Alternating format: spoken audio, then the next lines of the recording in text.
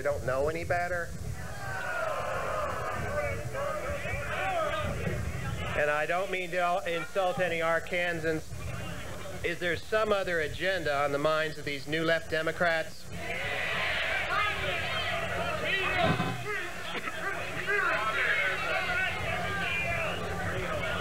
Now, this morning, the president read for the nation, or perhaps it was taped, I'm not sure, his statement to the country, his Saturday morning address. By the way, I didn't get to go to any of those Saturday morning addresses because Charlie Tree and John Wong and others were in there. They wrote big checks to get in there. Hi, Jim.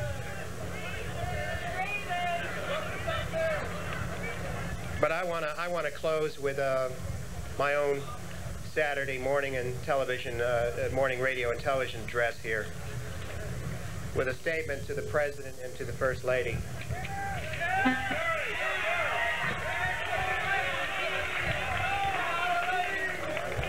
Dear Mr. President and Hillary Clinton, leave our children alone.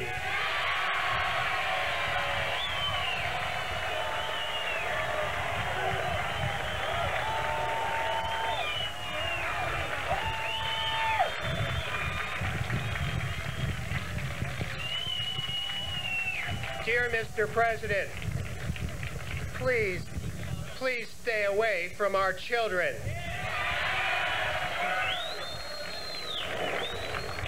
Mr. President and Mrs. Clinton, with your obscene and dishonest conduct, along with your failure to acknowledge the true behavior which took place in the Oval Office, our Oval Office, you have damaged an entire generation of highly impressionable and precious young people.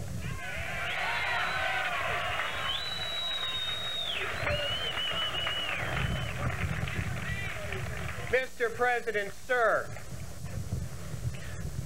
your positive comments about your use of marijuana, your locker room banter about the use of AstroTurf in the back of your pickup truck,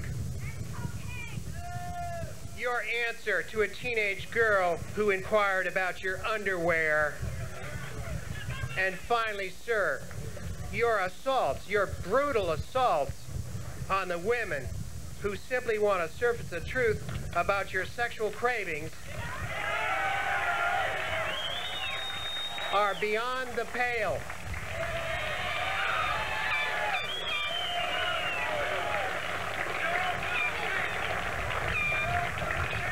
And I'm sorry to say, sir, beyond my ability to forgive you.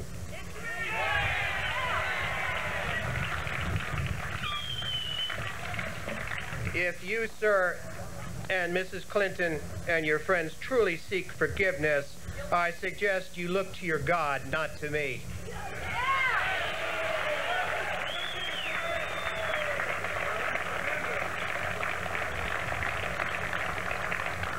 Mr. Clinton, please, for the sake of your country, for the country you profess to love, please leave our White House before we are forced to endure any more.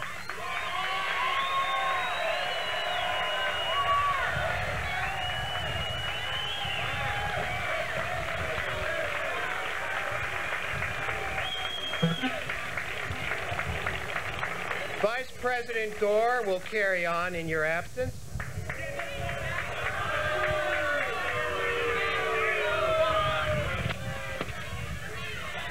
The sun will come up and go down as usual. We will survive your absence, Mr. President, I promise.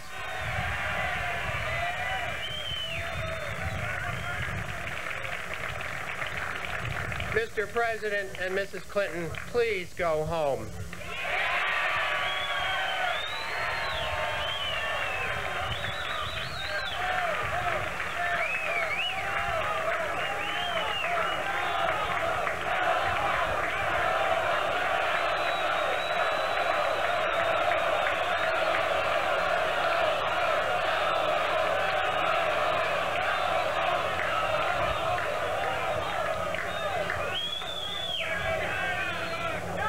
Before I introduce a good friend of mine, we've become good friends, I as commander and he as grand leader,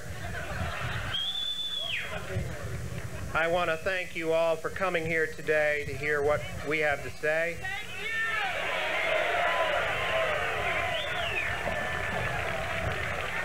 You reveal by your very presence, the best kept secret in Washington today, which is, we are the American people.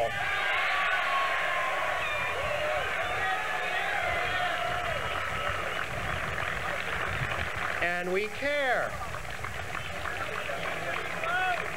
We care about our kids. We care about our kids' education, too. And to Mr. and Mrs. Clinton, I must tell you something you must not know, and that is that the character and behavior of elected officials is part of the education that our children receive each and every day.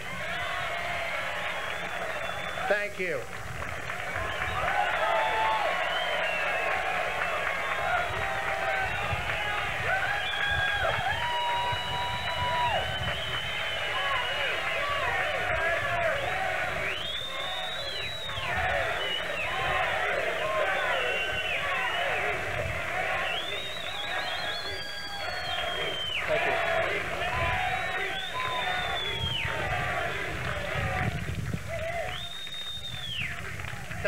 Thank you so much. I want to talk to you just a little bit about a friend of mine, somebody I met after my book was published, and when I needed support badly after the media attacked me and went along with the Clinton administration's way to deal with somebody like me.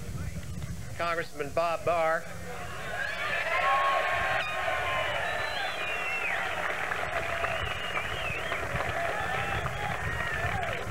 And about 50 other courageous congressmen who fight tooth and nail for you every single day gave me a call and said, please, come on down. We want to have you brief us on what your knowledge of the Clinton administration is. And I went down there with my children and walked into the room of these 50 or so congressmen and received a standing ovation and cheering, and I needed that. I really needed that. But I quickly learned Congressman Barr's background. He's a former United States attorney out of a district in Georgia. And to his credit, he prosecuted a Republican one time. I want you to know that. So I knew right away that he wasn't politically motivated with respect to law and order. He called it like he saw it. And I got to know him over time.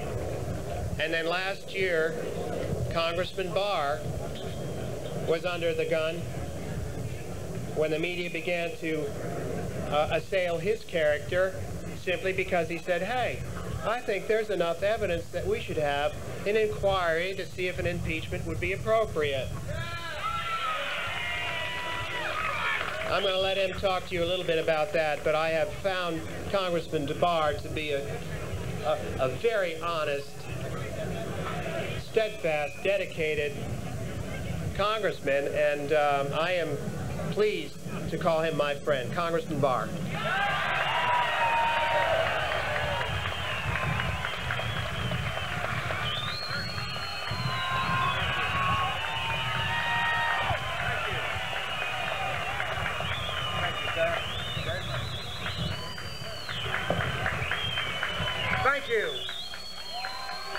Thank you.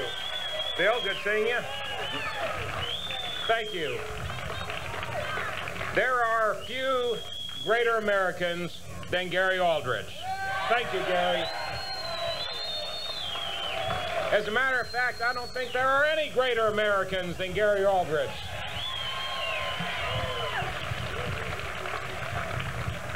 Looking out over this magnificent crowd in the shadow of that magnificent monument I would say that at least for today, in America, the Constitution is alive and well. But whether it remains so tomorrow and the day after that and the day after that depends on you, the American people. It does not depend on Bill Clinton. Thank God that it doesn't.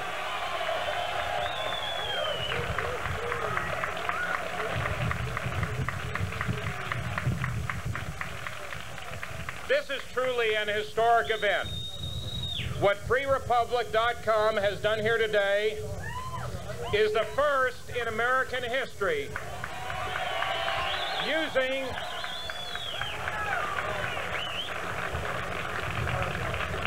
the new medium of the internet to educate and inform and motivate the American people to become involved in their government. And after all,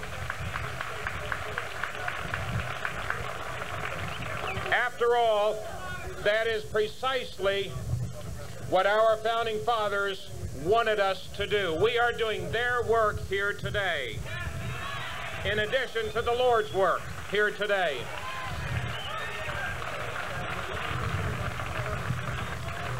Many years ago, another great American by the name of Daniel Webster was asked a very simple question. He was asked, what is the greatest gift that America has given the world? Now, if that question were asked of me or probably anyone here today, it would take us perhaps a few moments, because there are so many great things that America has given the world that it might take us a few moments to choose from among those. But Daniel Webster repeated and said without reportedly a moment's hesitancy that the greatest gift that America has given the world is the integrity of George Washington. And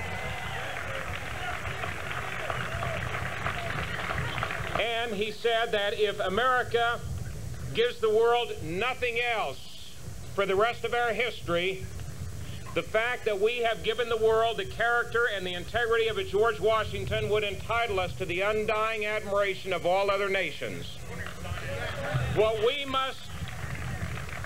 we must dedicate ourselves here today is to do everything we can to ensure that future generations, when asked, what has America given the world, we do not have them say the corruption of a Bill Clinton.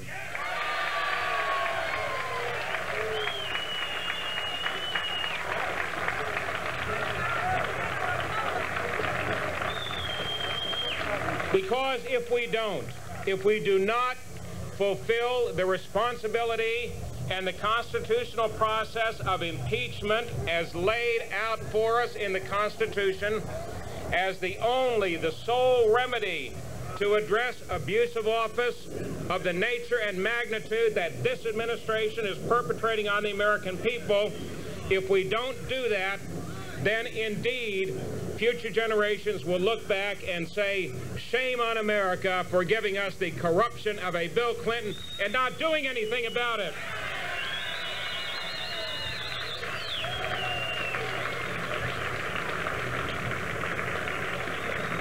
We speak here in Washington and in classrooms all across America about our founding fathers. We know that none of them were perfect. After all, there is only one perfect being who has tread the grounds of the earth, and that is the Lord Jesus Christ. The rest of us are imperfect. But we hold up and admire and remember our founding fathers, not because they were imperfect, but because they recognized that, and when confronted with their imperfections, calling on the Lord, they rose above them. They did not force them on the institutions of our government as this president is doing. Compare,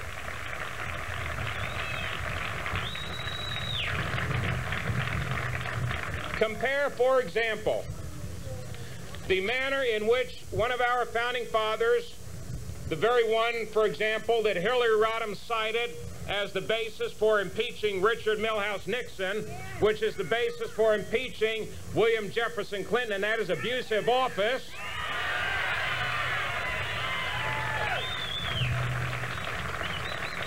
When Alexander Hamilton, later in his career, was confronted with evidence of personal imperfection, contrast his response to the response of this president. Alexander Hamilton admitted it, went before the American people, told them about it, and did not use the institutions of the government that he loved and that he helped create to hide the truth, to force lies on the American people, and to denigrate the system of government that was just then getting started. Contrast that with what this president, William Jefferson Clinton, has done.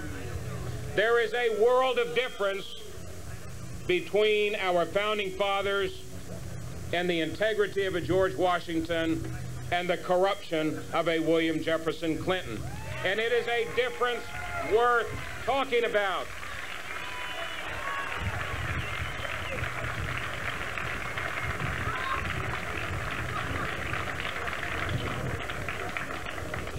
It is a difference that is worth talking about for a number of reasons. Gary has already spoken about some of those, drawing on his experience as a man of the law, as a man of integrity, as a man who personifies what the FBI was and ought to be.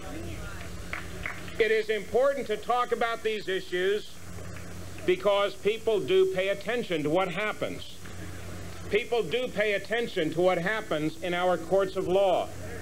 People in our schools, our school children, pay attention to what happens in Washington. Our military pays attention to what their commander-in-chief is doing. Because they know, because our military, our veterans, more than any other class of citizens, know that that flag stands for freedom and honesty and integrity and righteousness, and not the sorry corruption of this administration.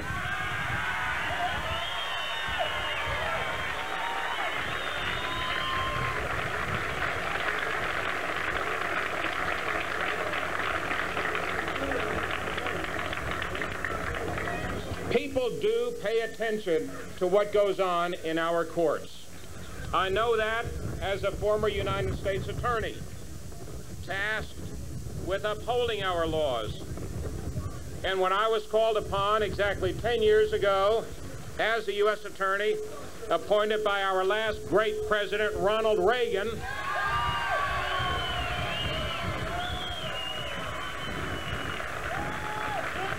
when I was called upon as a United States attorney in Georgia to proceed with the prosecution of a fellow Republican, I did not hesitate, because the rule of law must apply equally to members of any political party or no political party if it is to have any meaning.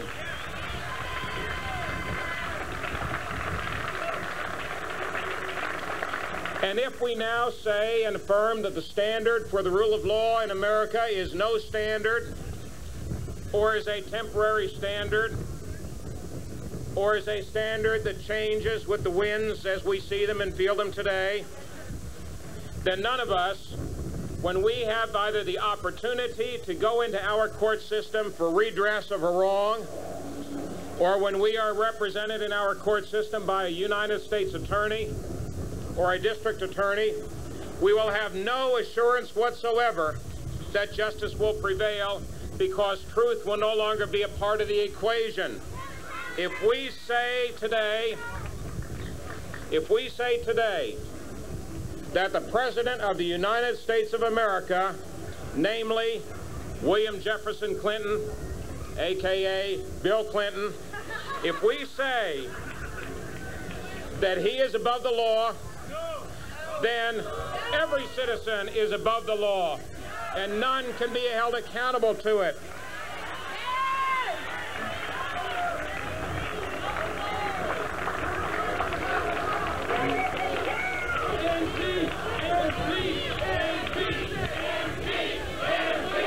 Yes.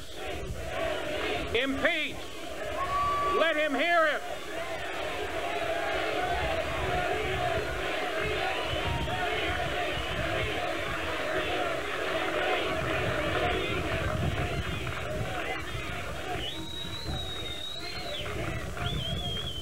If you read, as I know everybody here not only has done, but probably many of you have a copy of the Constitution in your pocket, if you read it, you will not find in there any remedy for abuse of office other than the one remedy provided for in Article 2, Section 4.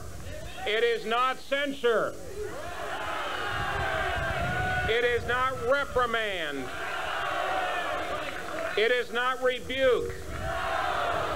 And it is not having William Jefferson Clinton stand in the well of the House and have people say nasty things about him. The only remedy that our founding fathers, in their tremendous wisdom, anticipating that there would come a day in our history in which human frailty would prevail over righteousness, the only remedy that they provided for us 211 years ago when they drafted that magnificent document was impeachment. That is the only constitutional remedy.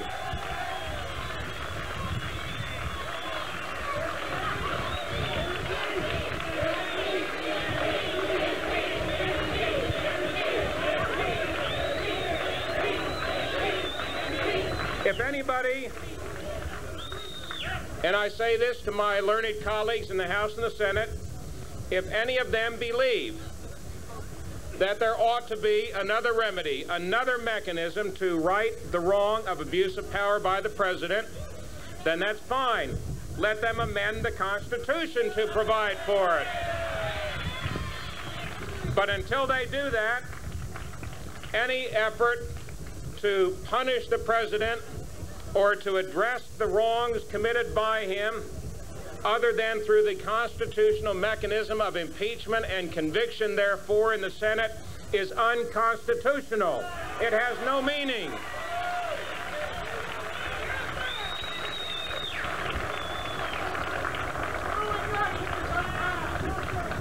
I suspect that there are citizens here today from, if not every, almost every state of the Union, including the District of Columbia. What you need to do, I see my great state of Georgia flag down there. Thank you. Michigan's here. The United States of America is here. And the United States of America, we the people, have a job to do. We have a job to do. That job is between now, let me give you there we have a couple of jobs, but the short-term job is this. Commit yourself today that not one person with whom you come in contact for however short a time between now and 7 p.m. on Tuesday, November 3rd, make sure that not one person during those hours between now and 7 p.m. on Tuesday, November 3rd, leaves your presence without hearing something directly from you about the importance to this country of this election. Let them hear from your lips directly. Let them hear from your lips directly that the very foundation of American society and government is at stake in this election.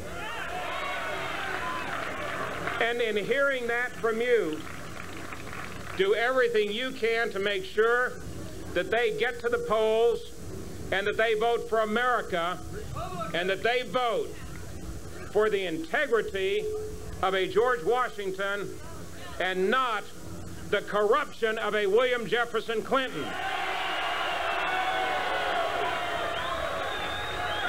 And that message will be heard. 1 year ago, on November 5th of last year, when I introduced the original inquiry of impeachment, HRES 304, the folks in this town thought we were crazy. They said it will never happen. 1 year later, the Congress has not only passed the inquiry of impeachment that they said could never be done and would never be passed, but through your action today, those members of Congress, we the American people did it, those members of Congress who will be deciding both on the Judiciary Committee in the coming weeks and in the House before the end of this year whether or not to pass articles of impeachment. They will know by your being here today and by your getting on the internet every day and letting your fellow citizens and your members of Congress know how important these issues are to you. They will know.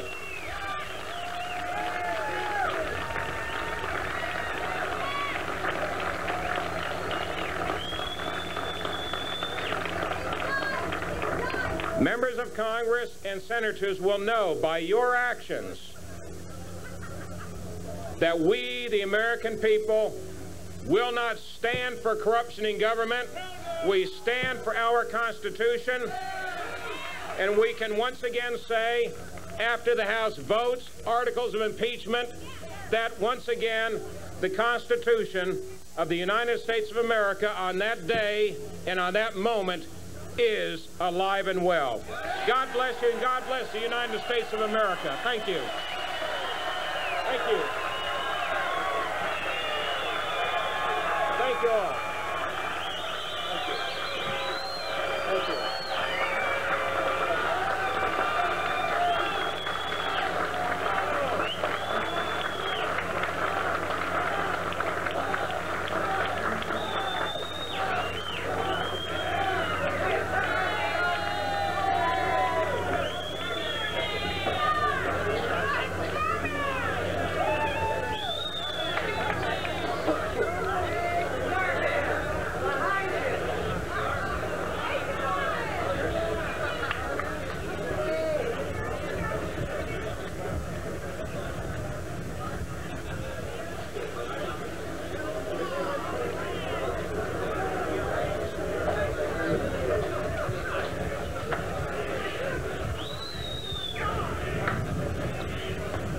Are you guys ready to rumble?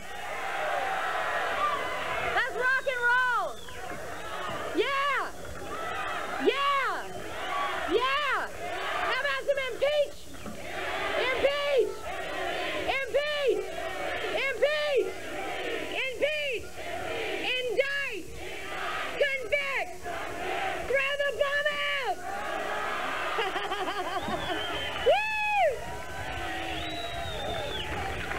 The next speaker we have lined up for you, you all know, and I know you all wish he was our Attorney General. It is somewhat ironic that Larry Klayman's legal career began as a Justice Department lawyer where he prosecuted and defended a number of cases on behalf of government agencies. He has since gone on into private practice forming Klayman and Associates, but Larry Klayman is best known as the tireless chairman and general counsel of Judicial Watch, the conservative, nonpartisan, ethical, and legal watchdog group. It was Judicial Watch that uncovered the notorious DNC fundraiser with its China connection. In all, Judicial Watch has brought a total of 19 cases against the Clinton administration and its officials.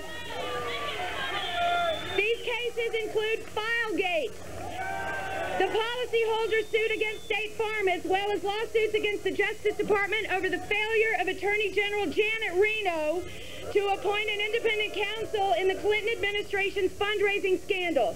Larry Klayman is a very busy man, and we thank him for that. Please, ladies and gentlemen, welcome Mr. Larry Klayman. Woo! Thank you. Thank you. Thanks. Thanks. Thank you.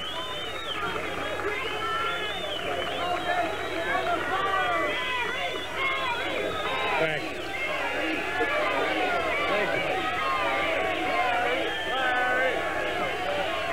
Thank you. Thanks. Thank you. It's my tremendous honor to be here today with the Free Republic. Thank you. And James Robertson, two great American entities and heroes. I want to introduce you to two other heroes that have stood with me side by side from the very beginning of our fight to bring back justice and morality to this country. Tom Fitton, our president and director.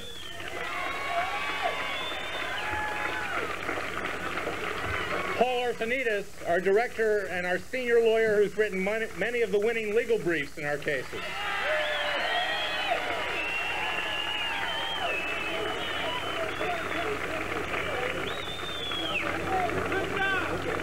I want to read from you the words of a famous American, Patrick Henry, who said, "There is a just God who presides over the destinies of nations and who will raise up friends to fight our battles for us. The battle, sir, is not the strong for the strong alone. It is for the vigilant, the active, and the brave. Gentlemen may cry peace, peace, peace, but there is no peace." Benjamin Franklin, you've heard of him as well. And he said, "Those who would give up essential liberty to purchase a little temporary safety deserve neither liberty nor safety."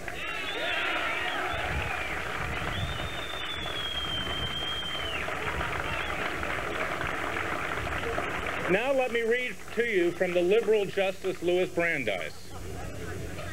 "Decency, security, and liberty alike demand that government officials shall be subjected to the same rules of conduct that are the commands of the ordinary citizen. In a government of laws, existence of the government will be imperiled if it fails to observe the laws scrupulously."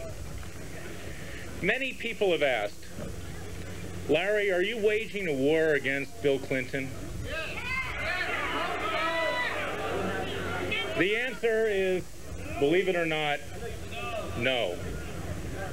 We are waging a war to bring back ethics, morality, and respect for the law to our government. We are fighting for the continued existence of our great country.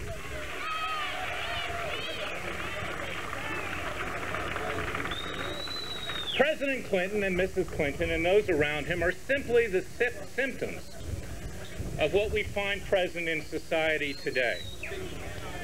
The polls are correct.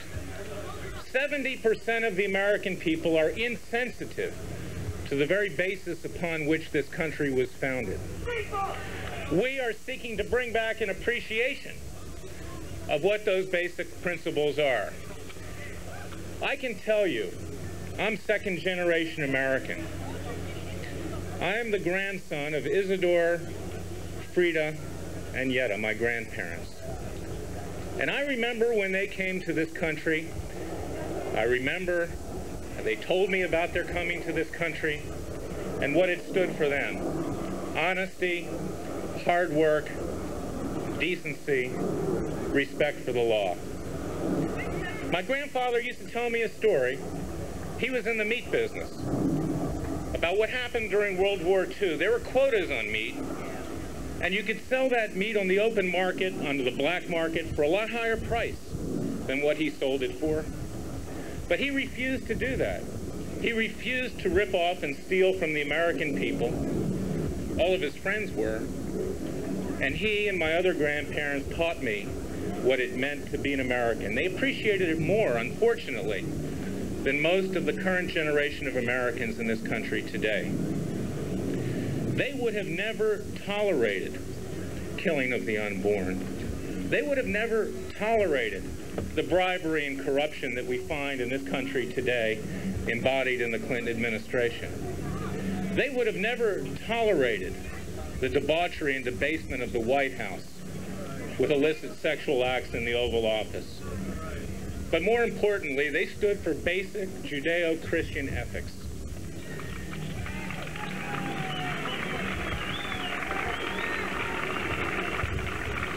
And no matter how hard it got, they would have never turned their back on a tough situation.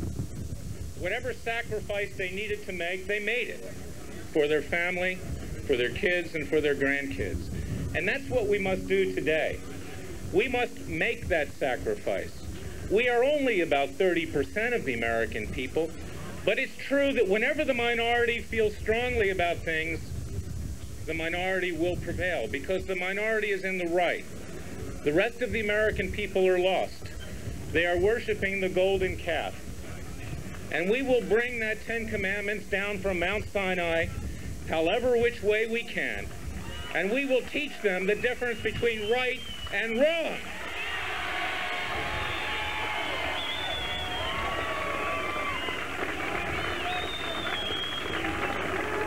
It is not just about sex, stupid. It is about greed. It is about deceit. It is about selling out our national interest. It is about violating the privacy rights of American citizens. It is about treason.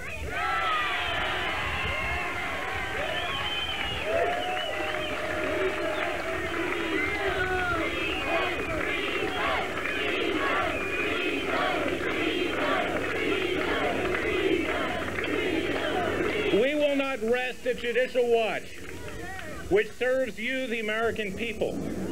And we look forward to all of your support, however you can bring it.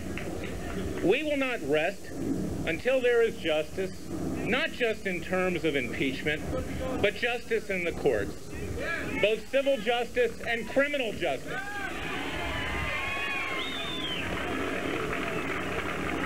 And for that reason, our voyage of the last 4 years, I founded Judicial Watch in July of 1994 as a trial lawyer, a previous Justice Department prosecutor, and someone who had seen our legal system grow corrupt. And when we're finished with the Clinton administration, our next task will be to clean up that legal profession and to make it as good as you are, the American people.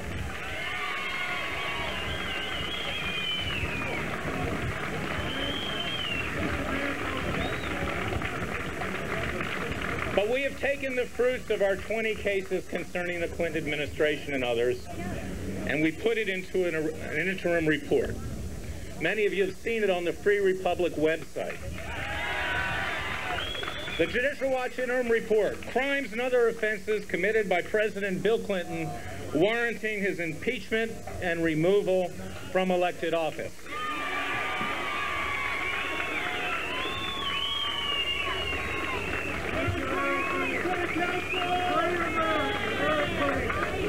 We forwarded this report because we wanted Congress to know that much more was at stake than Monica Lewinsky. Impeachment will not result, and justice will not occur on the basis of that scandal alone. The Democrats have convinced the majority of American people, and unfortunately, the majority of Congress, with the exception of Bob Barr, a great American patriot and my friend,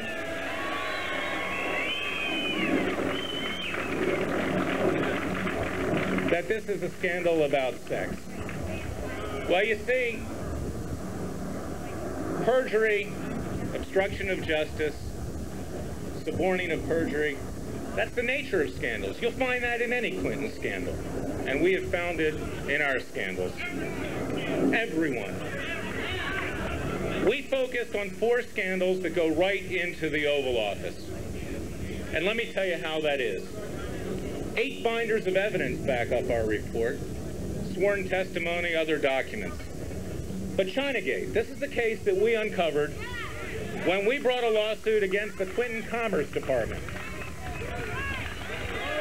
And we found that seats on trade missions that we pay for, millions of dollars, were being sold for political campaign contributions. illegal under the criminal code. The unrebutted sworn testimony of Nolanda Hill, the close business associate and partner of Ron Brown, establishes that this scheme, this illegal scheme, was conceived of by Hillary Clinton with the knowledge of President Clinton and carried out through Harold Ickes, Alexis Herman, and others in the White House. We learned that Leon Panetta and our current White House Chief of Staff, John Podesta, instructed Ron Brown, according to the unrebutted sworn testimony of Nolanda Hill, to obstruct the court's orders, to obstruct justice. We now have the authority to look into this matter, and will be serving soon motions seeking to have them held accountable under the criminal laws.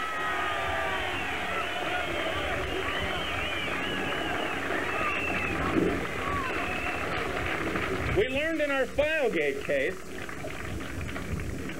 that there's a systematic effort, much like we saw in totalitarian regimes, to gather information, keep it in government files, and to use it to smear perceived adversaries, witnesses, and political enemies of this Clinton White House.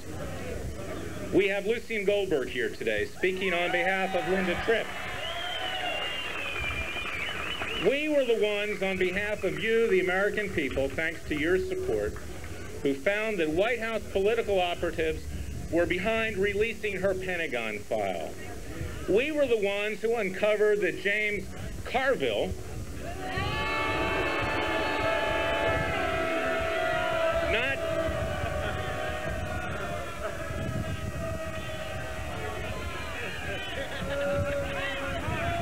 not the country bumpkin that you see on Meet the Press, but in fact, a very evil individual, conspired with President Clinton to release the letters contained in Kathleen Willey's White House files to destroy her credibility by the admission of the president during his sworn testimony before the Starr grand jury. Just a week and a half ago, Mr. Fitton and I traveled to Little Rock, Arkansas to take the deposition of William Kennedy. He was the White House Associate Counsel that reviewed the FBI files. He was forced to testify that he could call up raw data on people that were in the clearance process from the FBI orally. They just ship it over, no problem. We asked him, did you have Republican files on your desk? He choked. You saw it on Matt Drudge's report 2 weeks ago. I asked him if he had seen the file of James Baker. Silence for 30 seconds, he comes back. Which James Baker are you talking about, he says, Mr. Klayman. The jury will see these things. We will get a verdict against this administration.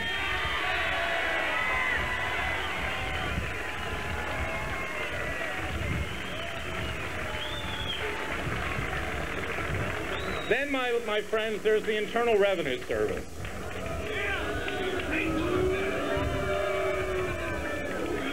A clever little trick once used during the Nixon administration to try to destroy adversaries.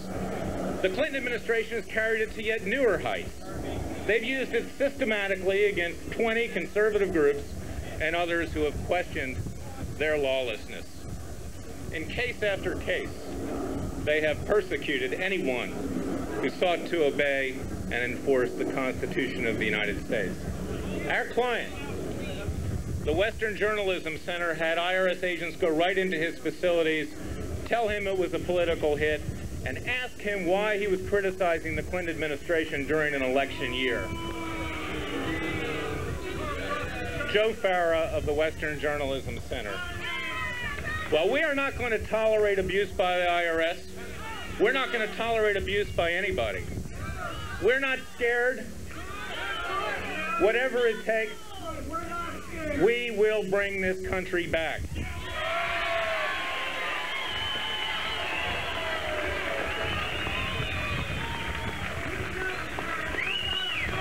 And who was the commissioner of the IRS when most of these audits were occurring? One of the best friends of Hillary Clinton, Margaret Milner Richardson. She is a defendant in our case.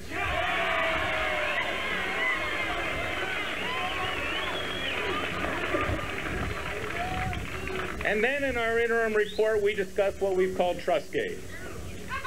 When in the history of the United States have you ever heard of a president panhandling for dollars, taking money from the American people, setting up legal defense funds, having Abe Hirschfeld in New York front $1 million, and he's delivering it today to Paula Corbin Jones's attorneys? It is illegal under 5 U.S. Code Section 7543 for any federal official to accept, receive, solicit, or benefit from any gratuity. Now, what does Crazy Abe have in mind? His 145-count indictment for tax evasion. This obviously is an attempt to influence the President of the United States. The President knows it, and just like when he accepted $600,000 from communist Chinese banks, Charlie Tree, when he was caught, he had to return the money. But you know what? Hillary never returned the interest. That's still in the account. This is a money laundering scheme to influence the President of the United States. Whether it's Steven Spielberg or Babs Streisand,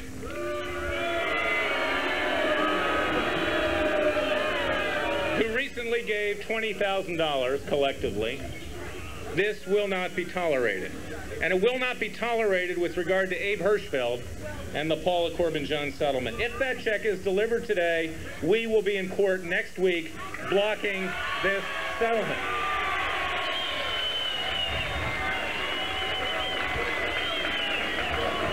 If President Clinton wants to pay his legal fees,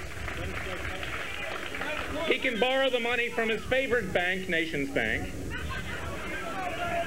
the one who financed George Stephanopoulos' apartment on Connecticut Avenue, at very favorable rates, I might add. And he can borrow it at market rates. He will be worth millions of dollars when he leaves office. You know what? When we obtain his convictions, he's going to be worth more because he can write about that too. And the book deals will be worth millions. Let him pay his own legal fees.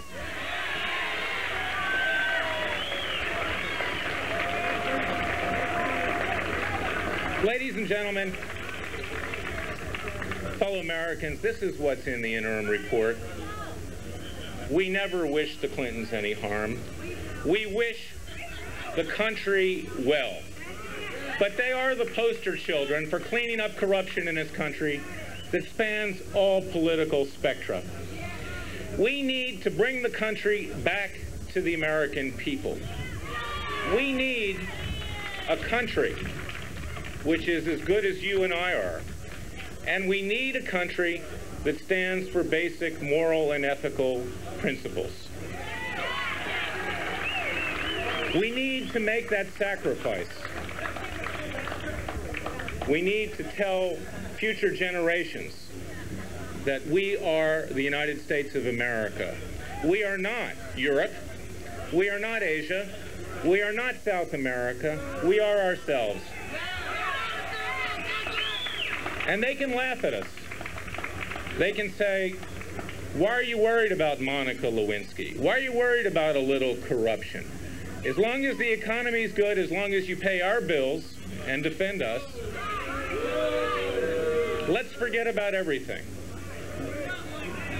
You know, I was in court recently. It was in that Chinagate case. And I went over the litany of obstruction of justice with the court over the last 3.5 years. And that's when I asked for the authority to look into what Leon Panetta and John Podesta had in fact ordered to obstruct the court's orders. And the new Justice Department lawyer, they got the old one off the case. He offered to pay us $2 million if we'd quit in our legal fees. By the way, he got a promotion. He's doing quite well, thank you. Janet Reno took care of him. We said to this Justice Department lawyer who came in front of the court and said, let's just move on. Let's just move on. Where have we heard that? Well, you see, the past is a prologue. You can't move on until you clean up the current mess. And that's what we told the court. And cleaning that up requires sacrifice. And let me read to you in the words of one of our greatest presidents, Abe Lincoln, what he had to say about sacrifice. At what point, then, is the approach of danger to be expected? I answer, if ever reach us, it must spring up amongst us. It cannot come from abroad. It cannot come from our allies overseas. If destruction be our lot, we must ourselves be its author and finisher. As a nation of free men with the free republic, we must live through all times. That is what this country is about. But it's also about optimism. In the words of our greatest president, Ronald Reagan,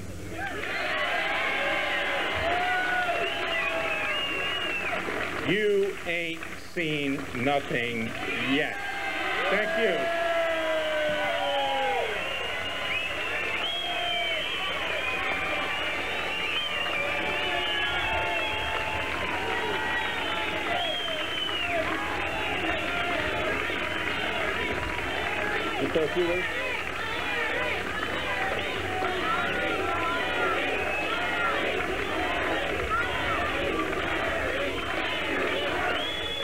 Thank you for your support.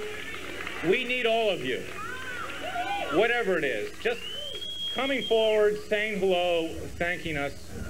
This is something I never got in private practice. This is why I started Judicial Watch, and this is why my colleagues and I will be doing this for the rest of our lives. Thank you.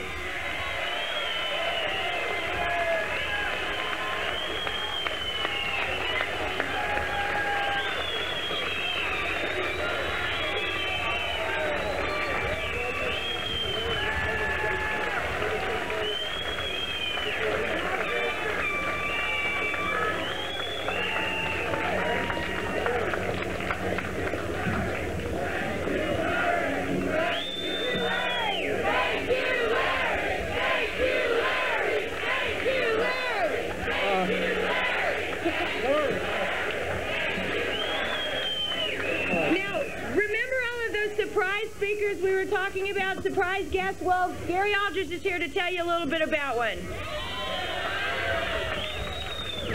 I know you've seen enough of me. I want to introduce a good friend of mine, Billy Dale. Will you come out here, please?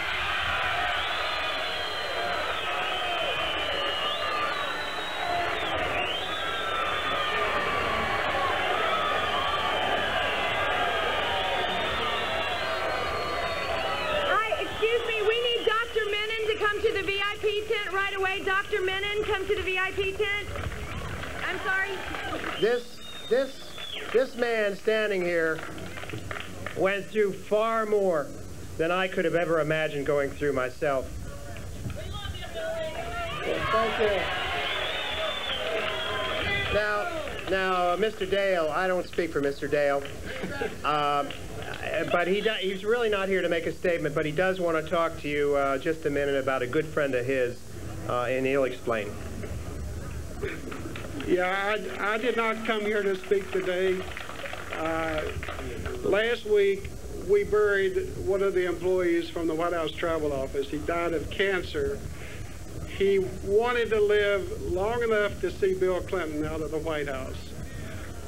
And he told me that the day that Bill Clinton left the White House, he was going to be outside with a sign that said, "Count the silverware." And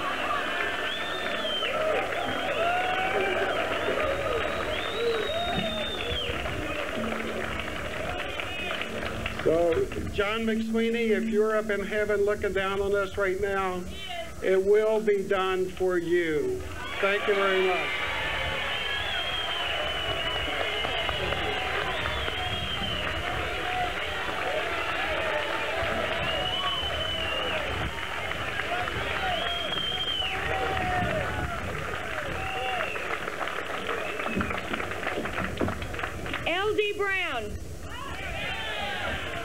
Retired from the criminal justice system after a 24-year career which included serving as Bill Clinton's bodyguard and confidant in the Arkansas State Police. He has since been subpoenaed by the independent counsel, called before Congress and the Whitewater grand jury, and has been the subject of numerous news articles concerning his involvement with the Clintons. LD is currently a PhD research consultant in Little Rock, where he is co-owner of Professional Research and Information Incorporated, which conducts research for business and legal community. You interested in what LD has to say? Ladies and gentlemen, LD Brown. And please, I'm sorry, Joe Gigante to the VIP tent. We have a slight a medical emergency. LD Brown, ladies and gentlemen, LD Brown.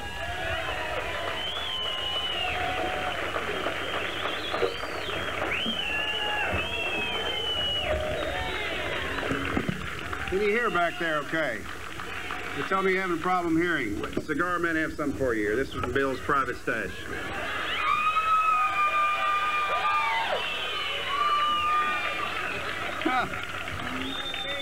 First of all, I want to pay my tribute to a great patriot, Jim Robinson, that started this all up here today.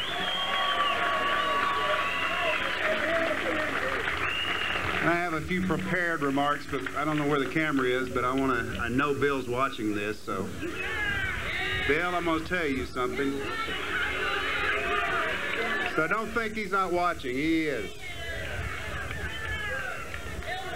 Well, I'm that Clinton bodyguard and state trooper, ex-state trooper that you probably haven't heard a lot about. And, or at least you haven't heard from.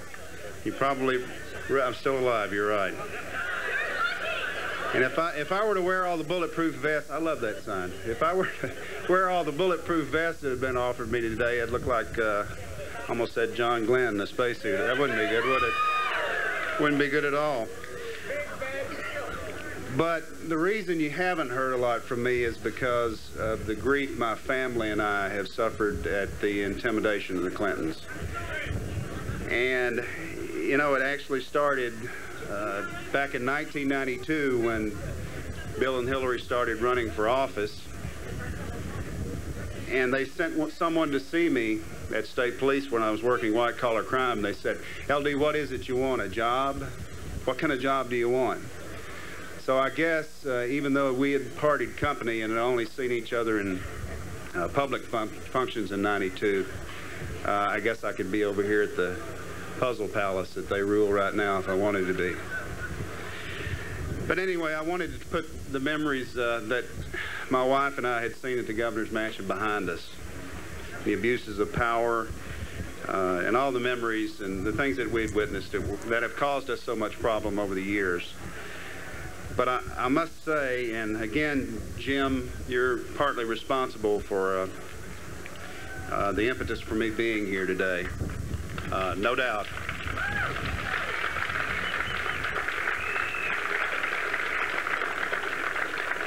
Because I have to tell you, we've become so discouraged in Little Rock, my family and me, that Connie told you that I went back to school and, you know, carried my books and lunch and all that, and finished my education. I did most of it over in England, and, you know, we're just about ready to move over there. That's how discouraged we've been and how disgusted we are with what the American people, at least the American people that can vote, thought enough to register to vote and then put Bonnie and Clyde in office. We're just about that down, but well, I'm going to tell you what we're going to do. Last week, as I saw that the momentum was building up for this forum, my wife and I just had a very frank conversation. I have kids from college to little kids, and they're starting to ask, and I know they're going to ask in earnest in the years to come, well, Daddy, if you knew so much, why didn't you say something? You know, why didn't you speak up? And that is the most awful question that has been posed to me over the years, the 6 years of hell that they put this country through, is why didn't you say something, LD?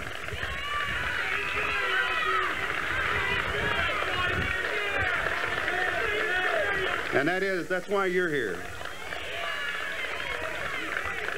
But you know, so I guess this is my coming out party, and I'm here to say, that's right. It's a coming out party for America, I hope. So this is my time to say the emperor has no clothes and he can't even keep them on.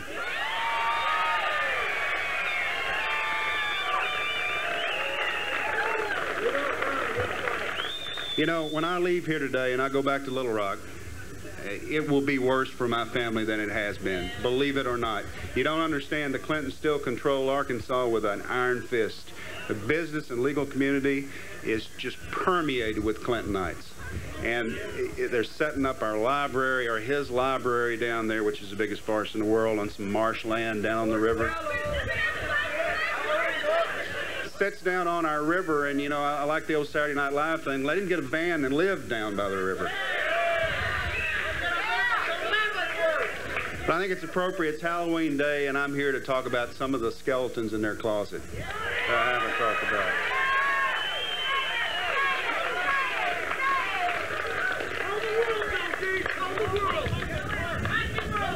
You know, you don't get into a situation with these people unless you're their friend. And I must say up front that I was one of the enablers of the Clintons. I was one of the people are in the White House today. My mother-in-law is one of them. She still works there. It's the deer in the headlights philosophy that Clinton followers get, that they can't see the truth. You have to have a major intervention in your life to split with these folks. And I, again, would preface my remarks with, I was one of those people at one time. Again, I could not have witnessed the things that I saw, and couldn't have done the things that I did unless I was their close friend. And I'm a Southern Baptist, so I know I need to apologize to the world for that right now.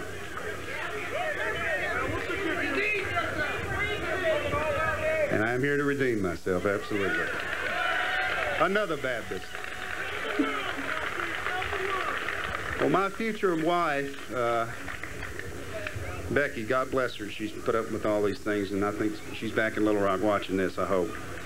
But I met her at the governor's mansion. Bill and I had come back from Portland, Maine, where we had a strange meeting with George Bush.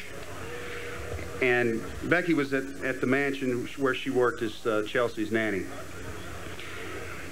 And I met Becky essentially because of Vince and Lisa Foster, who she babysat for before Vince introduced her to Hillary. And I see now that there's been, I hope we never have another 1992 where I see some sort of, what happened as some kind of astrological event where opinions and circumstances came to such a crazy conclusion to allow these people to get into office. My wife and I sat in 92 on election night, and we just laughed.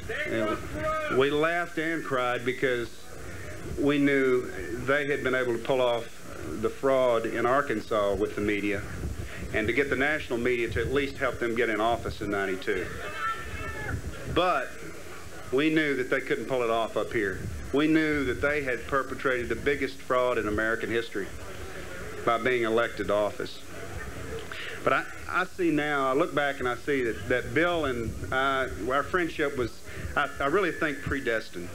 I mean, we came together, we came from similar traumatic childhoods, and we both tried to womanize our way around the pain and suffering that we wouldn't openly talk about. But what I'm about to tell you about here is not just about sex. And I wouldn't be risking my family's welfare to speak up now. I mean, even more than it's at risk already.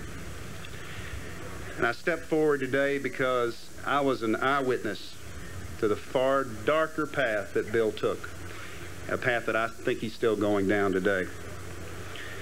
And I think it's almost impossible for the average American to comprehend the journey that this man has been on, the bodies that he's crawled over, literally and figuratively, possibly, to get to where they are. And I think the full horror of Bill's assault on truth just staggers the imagination of the average American. And I think, again, one of the larger reasons that I'm here, because I really, really worry about this country. And I'll kind of break from this to notice a flag that was back over here earlier. These great signs, wonderful flags. One of them is the Don't Tread on Me flag. I don't see it now. Again, just to break from my prepared remarks, my fourth great-grandfather fought under that flag. There you are. with the Culpeper County Militia in Virginia. And I'll tell you what, the biggest reason I'm here is because the country that he fought for and to help found is not the country of today. It's not the country under Bill and Hillary Clinton. But and again, you have to help me through this, because I think, you know, the steeliness that you have to get through and challenge these folks is awesome. Again, is there anybody from Arkansas? Raise your hand. Well, God bless you. Hang in there. I need your help. I need your help. But again, if the real America is the America that was duped into putting an emotionally unstable and corrupt boy man in office, something is very, very wrong with this country. And again, it's not just about sex. It's not just about the moral corruption. This is the man with his finger on the button. And let me tell you, I am perfect proof standing here before you today. The more desperate they get, the more desperate things that they will do to maintain their power.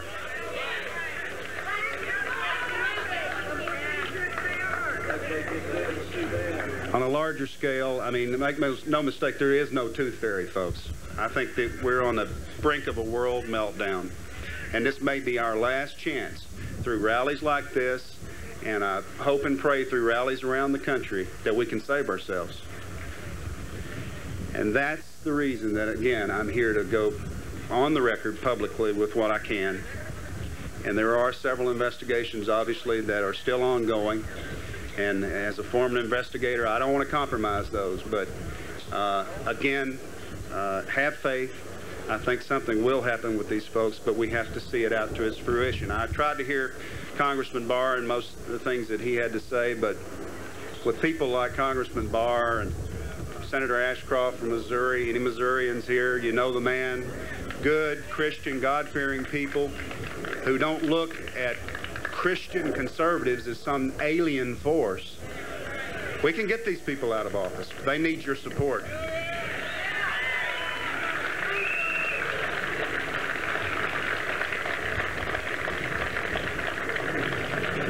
I have been asked about what I'm going to talk about briefly 1,000,000 times. And in deference to Lisa Foster, I haven't answered the questions. And I don't know how Vince died over here in Fort Marcy Park. I don't have the answers to that. I don't have the answers. And quite frankly, I do know that Robert Fisk and Kenneth Starr, the FBI and the Park Police, cannot come to a valid conclusion about a questioned death until they recognize, realize, and interview Hillary Clinton about the affair that she and Vince had. It's a fact.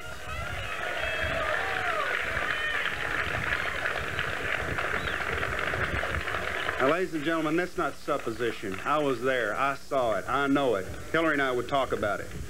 And Hillary, if you're watching it with Bill, I'm sure you know it's a fact. But you can't put the death of a senior White House aide, a senior government official, and the question of that death to rest until you do that. And they haven't done it.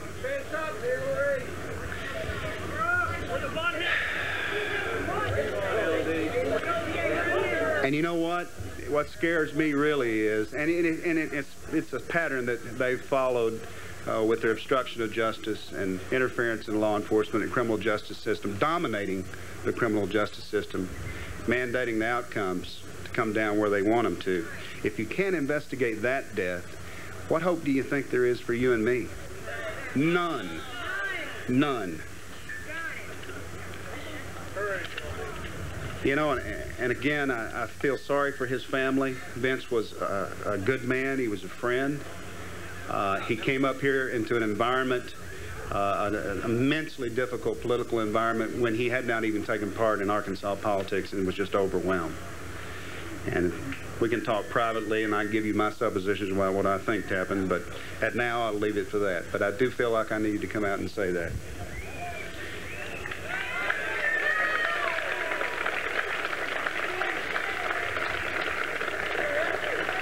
I'll say one more thing about it. If Hillary were an honorable person,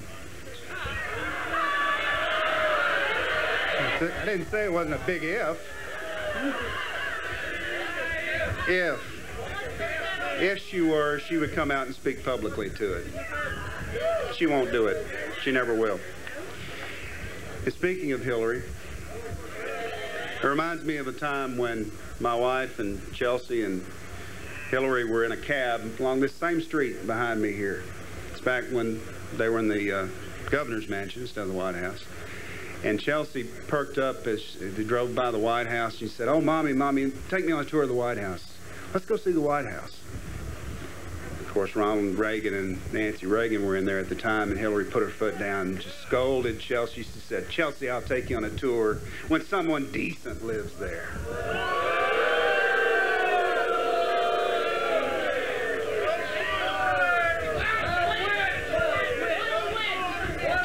Well, it is Halloween.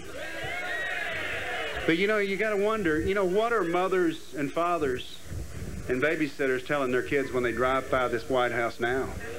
What can they be saying?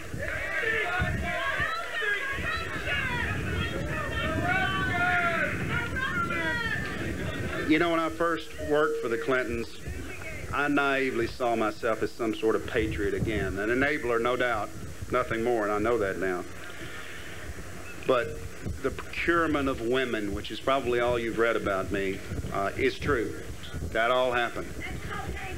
It was a major part of his life. And again, I'm no psychologist. Dr. Paul Fick's going to talk to you later on about it, and I think he can do a real good job of telling you what's up here. But I witnessed the man sell his soul in a heartbeat. Keep in mind, ladies and gentlemen, this whole thing in their minds is about them. It's not about you. It's about them and their agenda and winning. That's what it's all about.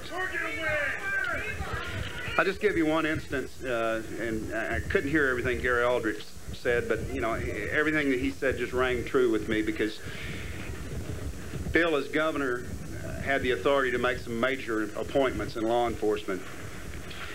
And one time I heard that Bill was going to appoint this man that was not an honorable man. He hated law enforcement. It was a power position for him, and that's all he wanted it in his pocket for. And I went to Bill and I said, "You know, I've told you about this man before. You know, he's not an honorable man. He won't be good for us. I mean, this is a state security issue." And he said, "You know, LD, you're right. I know that. But $5,000 is a lot of money, and sometimes we have to do bad things so we can do good."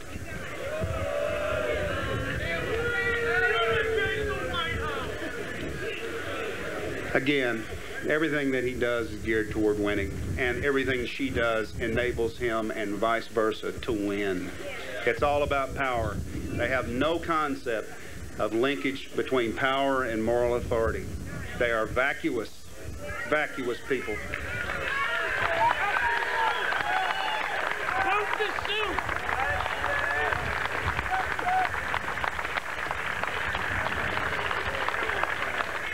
You know, I call this whole episode in American history Billerygate, because again, you can't separate Bill and Hillary. She's the key enabler now. She's the main reason this man has not had his major intervention, his shaking up. I mean, she should have locked him in a room a long time ago, back when he and I were out there doing the same things he's doing. That's been proposed. And she should have said, enough is enough. But this, again, is so much about her power agenda and her power base that she's overlooked it. And she's done him no favors. But look what she's done to America. But you know, I kind of live by the old axiom, fool me once or betray us once. You know, shame on you. But betray us twice, 3, 4, 5, 6, 7 times. Shame on America for putting up with it.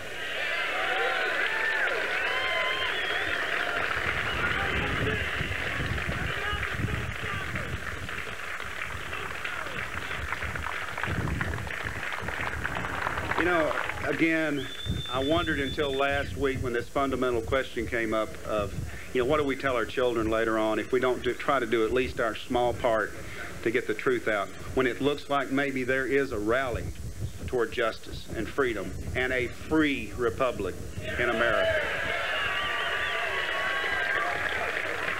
But I still think these are the darkest hours of our country and our Constitution. And I'm praying that people like Bob Barr hold and keep the faith, like so many of these signs directed toward Congressman Barr say, keep the faith. We have to do that. And I pray that this country, again, and through strength of people like yourselves, I know we can do it, that we can survive what I think is the most corrupt political time in our history. No doubt.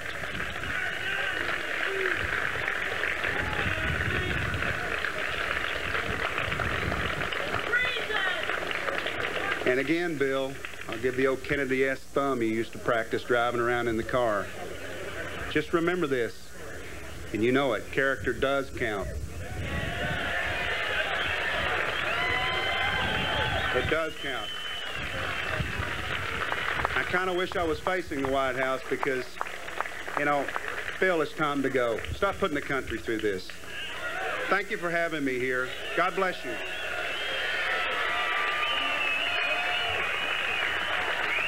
Thanks again.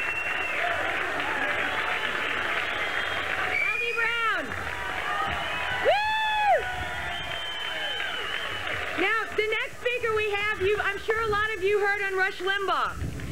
Her name is Joyce Smith. She's of the Hope Ministries in Houston, Texas, and she's a vivacious, energetic supporter of the conservative cause. She is a much sought-after speaker, addressing topics concerning black bondage to the white liberal plantation. Please welcome Miss Joyce Smith.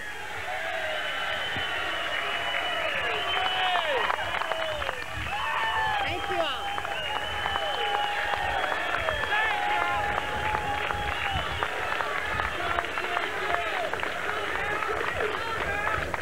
Thank you all. First, I want to say hello, Houston. And let me say that I am so very glad to see each of you here. Thank you. Thank you all for coming. And as I was leaving Houston, someone asked me, why are you going? I said, I am going because I have heard too many newscasts, too many people saying that the majority of blacks support Bill Clinton. And I am here to say to this nation that all blacks do not support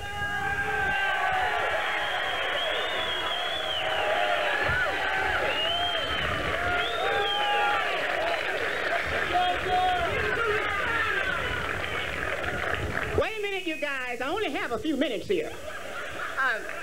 But I want to say to this nation that there are common sense blacks in this nation that do not support adultery, do not support lying under oath, do not support the misuse of power, do not support misusing women. I think it's a sin before God, Bill Clinton, that you will use a woman for your lustful habits, because I do not accept that you have a sexual addiction.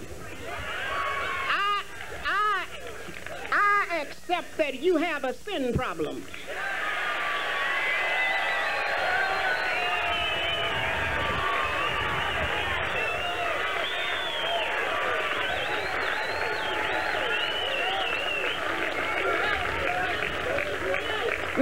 I told you guys I only have a few minutes, but that's where I am in this. And as I was leaving Houston, I had voted early, voted straight Republican. And as I was leaving Houston, I was watching the Democratic crowd. They were out there in the worst barrios, in the most dilapidated black communities, putting those signs out saying, vote Democrat.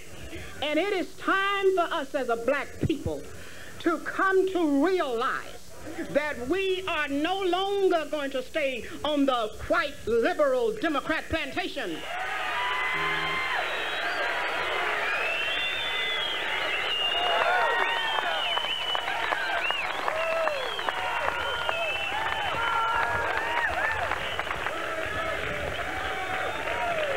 We are leaving the plantation of the Democrats.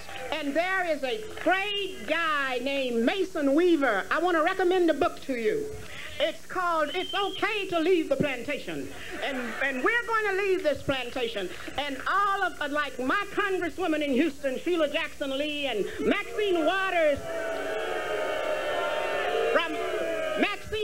from Los Angeles, California. When you hear these women on the TV talking and supporting Bill Clinton, they do not speak for all black women. They do not speak for me.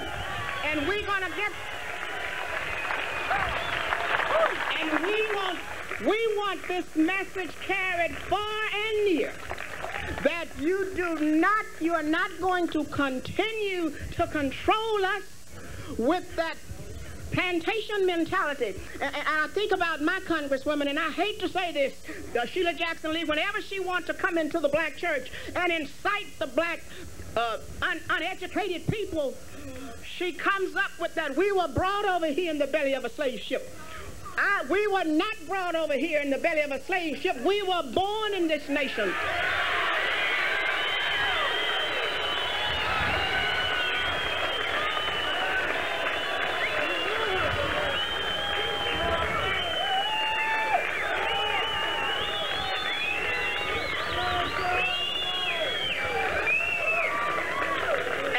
And let me say this, I was speaking one day and somebody hollered out in the crowd, go back to Africa. I cannot go back to where I've never been. I've never been to Africa. I am an American of African descent. I've never been to Africa.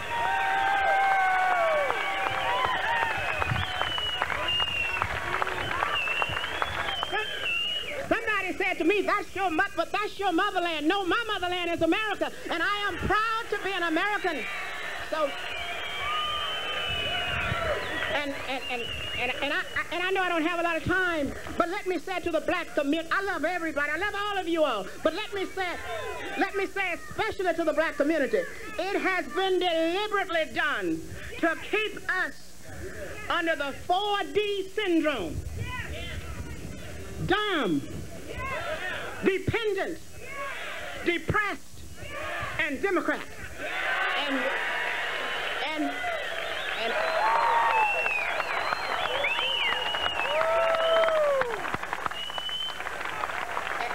And I want to say to this nation, again, let me say, we are not going to continue. There are many common sense blacks in this nation that we are going to chip away at that mess that Jesse Jackson and Al Sharpton and Sheila Jackson Lee and Maxine Waters and all that group. We're going to chip away at that wall, and we're going to tear that wall down brick by brick, because we are American and we are proud to be here. We're not going to let you keep us on a plantation.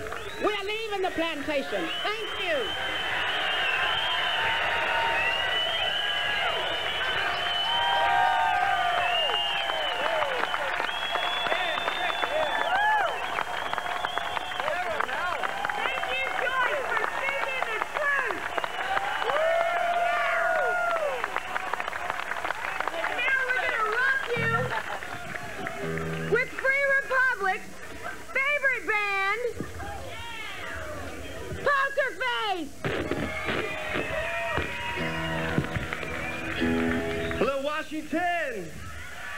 It's a beautiful day God gave us here. We're Poker Face from downtown Pennsylvania. We're going to do a song for you called America, but this is our version and our song, so please sing along with us.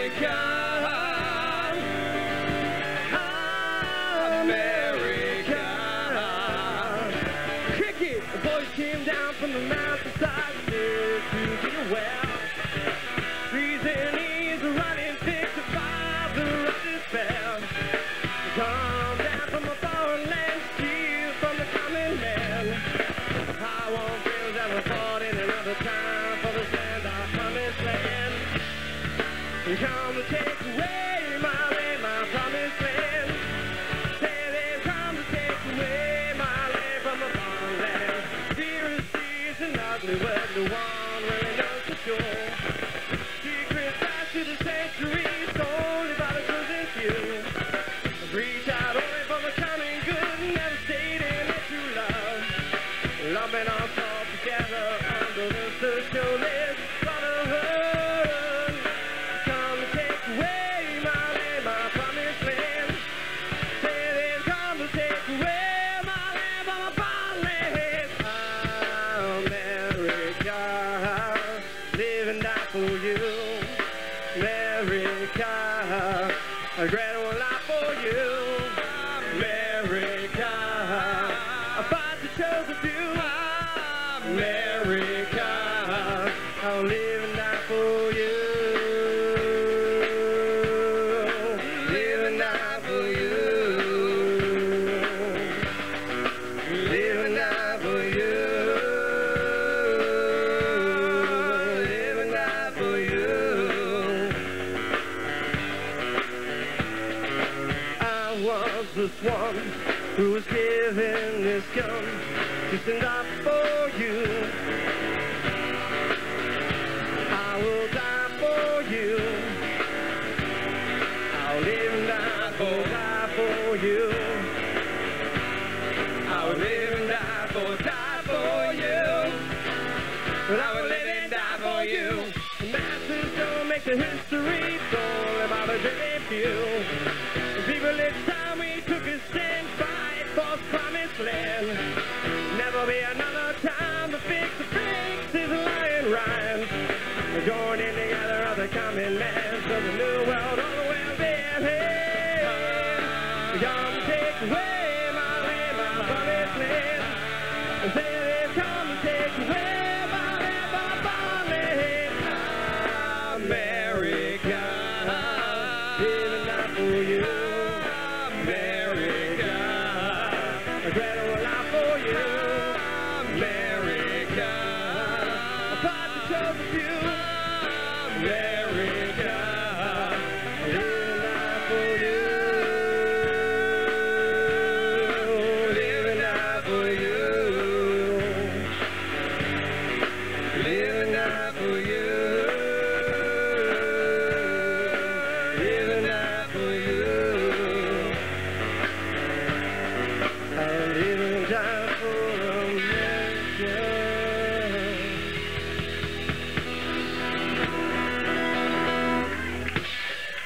Thank you.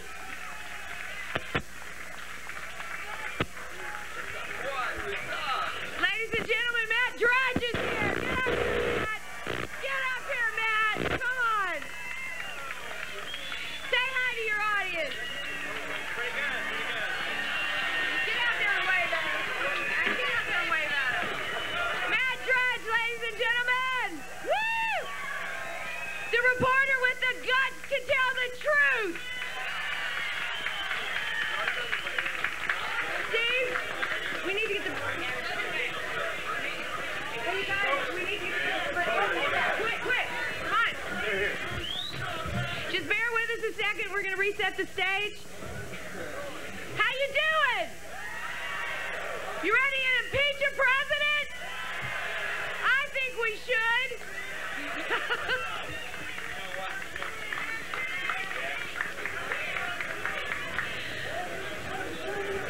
You guys got it ready?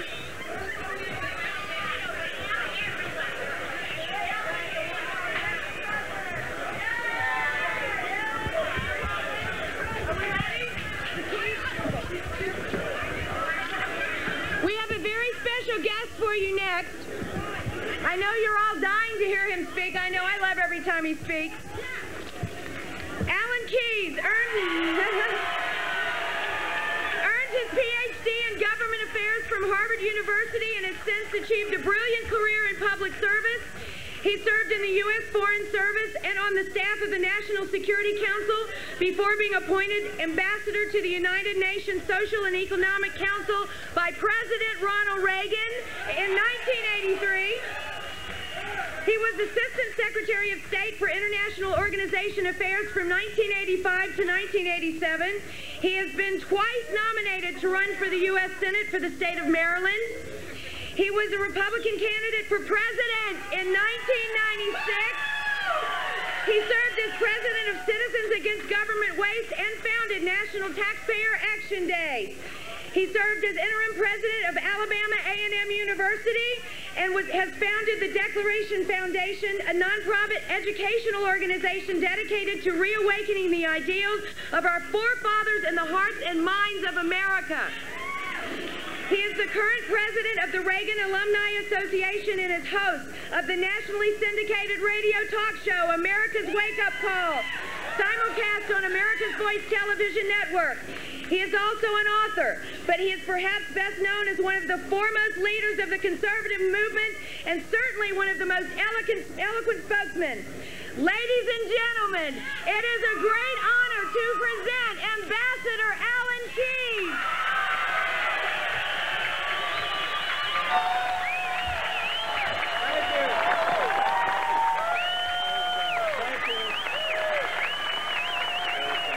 Thank you very much.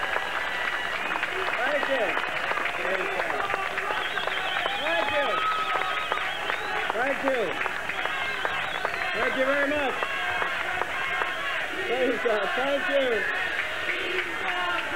Thank you. Thank you. Thank you. Thank you very much.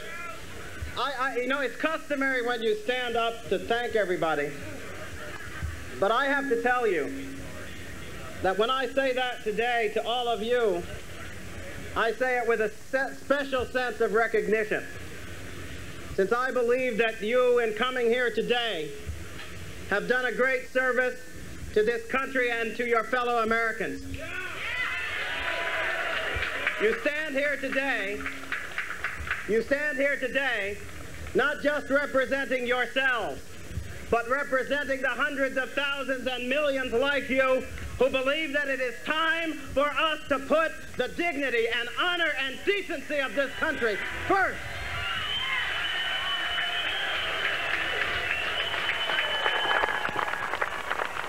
You stand here today to represent all of those that I've spoken to around this country and who have called my program.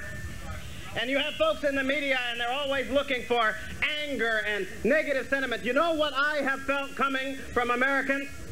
I have not only felt anger and outrage, I've felt something that is deeper and more moving. I have felt their heartbreak at the spectacle of shame that has been brought upon this country. And you are here today to represent the mothers who have called, ashamed because they don't know what to tell their children. You come here today to represent the veterans who have called, who went to answer their country's call, risk and set down their lives, and now must see all that they fought for sullied by the shame that this man has brought to the White House and to this country.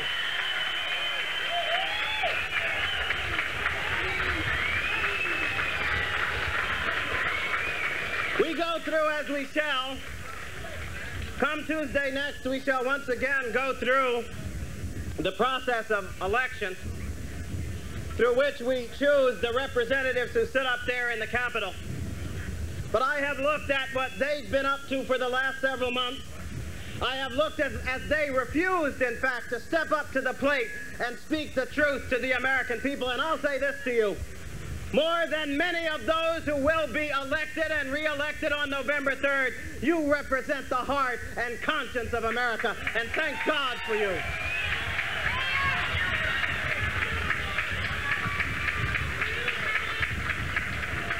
I know that some of you have witnessed the so-called discussions and debates that took place over the last several weeks.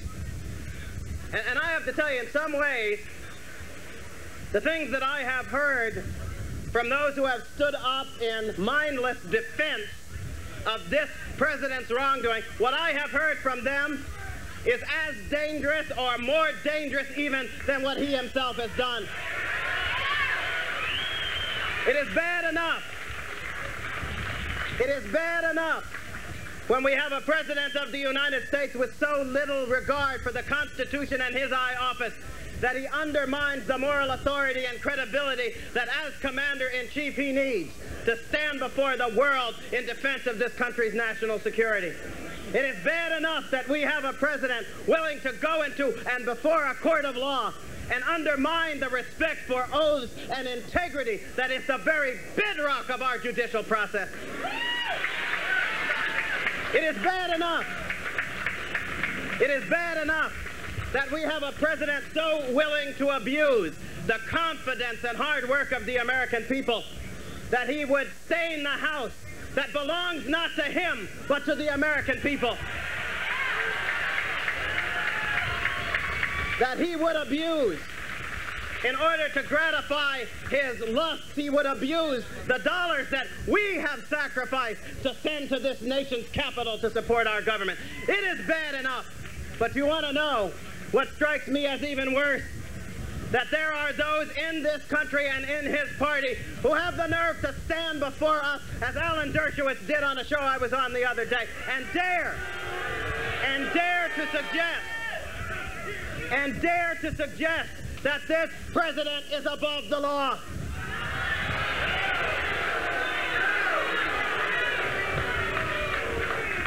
I want to say this to every American who has been out there for the last several weeks and months accepting the lies and the excuses that are made by those whom I call the Clinton bigots. Now on my program, well, I call them that because, you know, this word bigot has been appropriated as if the only thing you can be bigoted about is race. I would like to disabuse you of that notion. Anybody, anytime who is willing to stand for an irrational principle and out of prejudice, without reason, without decency, they stand in a position and keep that position in spite of every prompting of rationality. That's a bigot.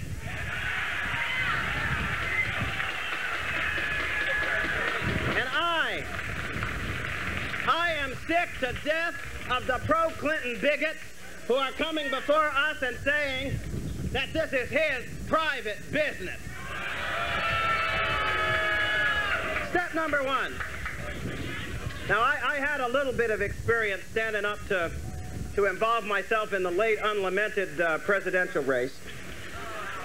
I want to assure all of you that if you are in your right mind,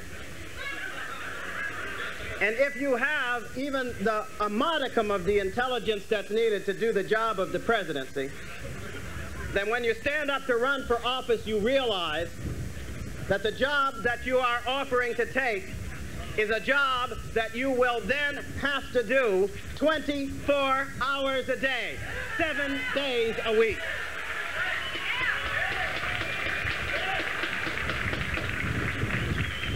To all those who want to contend that this was his private business, his private time, I'll say this. That's not his house. And it wasn't his money he abused when he used a government employee to satisfy his lust. And he knew when he took the job that they would call him Mr. President 24 hours a day, and he should act like it.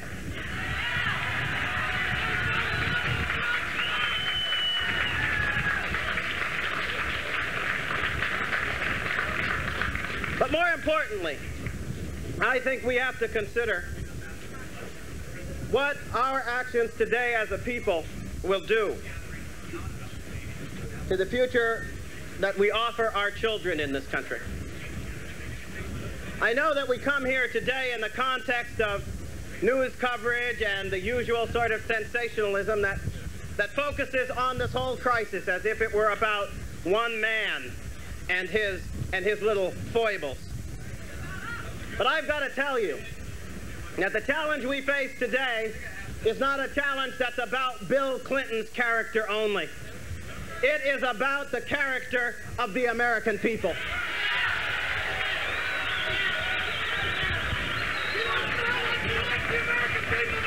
In the days and weeks ahead, we are going to decide whether we still have what it takes to be free.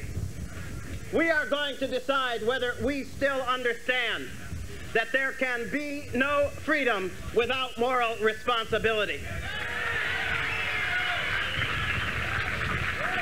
that there can be no freedom unless we are willing to hold ourselves accountable and to hold accountable those who are supposed to represent us in high office.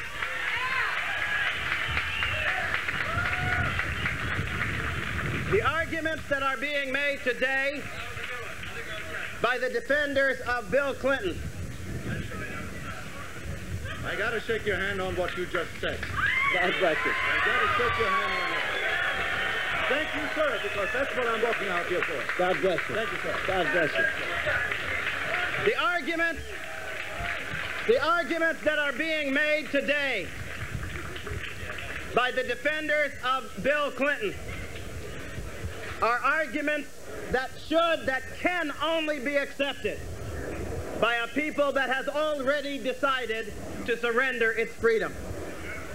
Any time you accept the notion that any individual, but particularly those who are elected to serve the law and to wield the power of government, can stand with impunity in the face of their wrongdoing and misconduct, you have decided that they are no longer your representatives, but your masters and your rulers.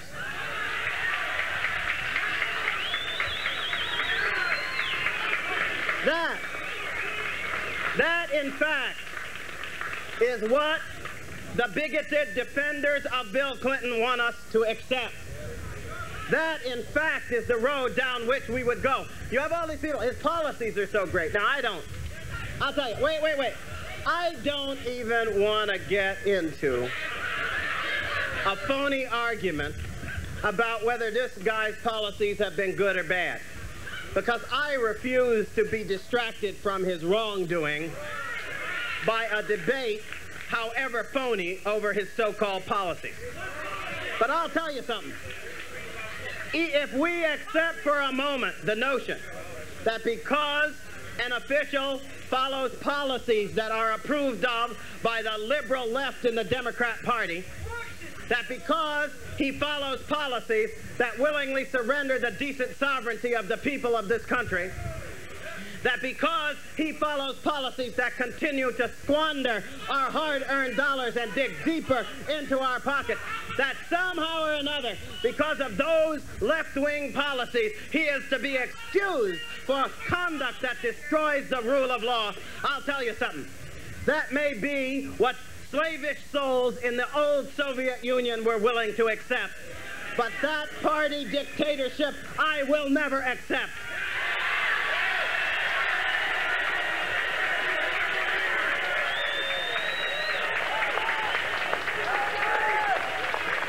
We have the right. We have the right to expect, we have the duty to demand that those procedures of law and those requirements of constitutional principle on which our free way of life depends be respected by all our government officials. It doesn't matter whether they're popular or unpopular. It doesn't matter whether they fancy themselves to be weak or strong. They have an obligation to follow the rules, and when they don't, we have an obligation to hold them accountable.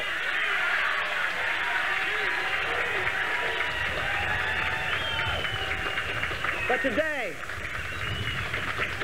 I've got to tell you, that obligation is even more onerous, even more important than it has ever been.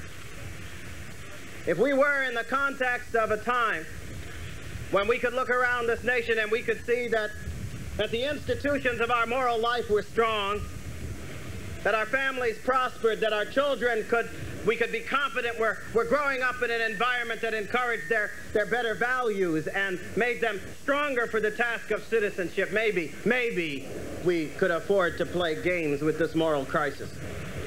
But you and I both know that the scandal we face in this White House is not the cause, but the consequence of the moral crisis that this nation faces.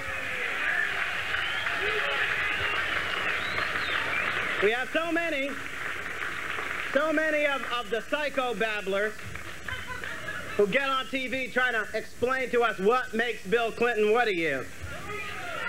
I frankly think it's quite possible to understand that the stench in your nostrils is garbage without analyzing what's in the bin. But I also think that it's far more important to the people of this country, not that we understand what makes Bill Clinton what he is, but that we ask why on earth he is where he is. And that is not a question. That is not a question only about Bill Clinton's moral character or lack of it.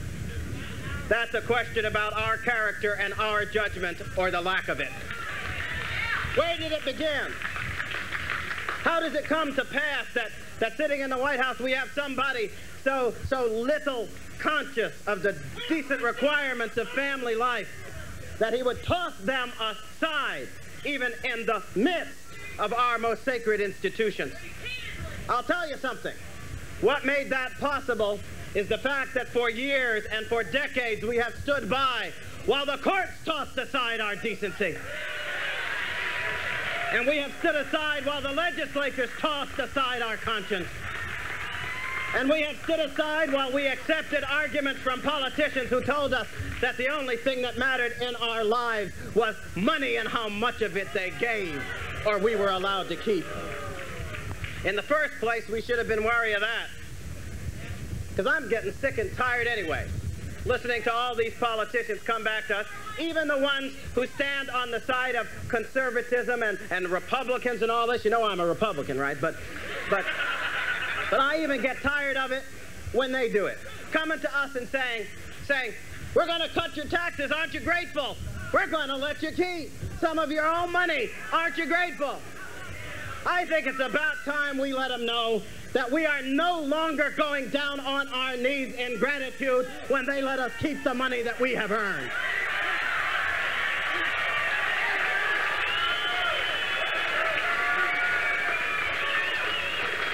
It's our money in the first place. And we'd be much better off if we didn't have to launder it through a corrupt process of political patronage, but could instead keep it and use it to meet our responsibilities as parents and as decent members of our community. We don't need to send it to them. But if that's true, it's all the more reason why we shouldn't accept the notion that when they are willing to hand us a few tidbits of money and tax cuts and government programs, we should sit silently by while they sacrifice every decent principle of moral conscience and moral decency that this nation was founded upon. We've got to stop that process.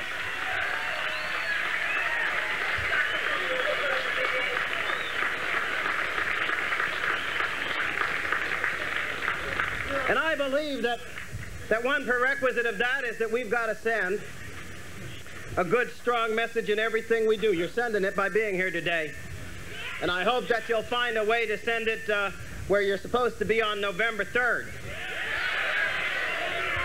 You need to find everybody who has made the argument that this man's above the law, and everybody who has sat silently by and accepted the notion that he should not be held accountable for his wrongdoing.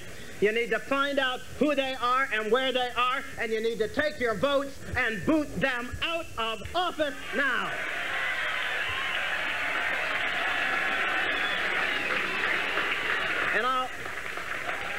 And those of you who know me,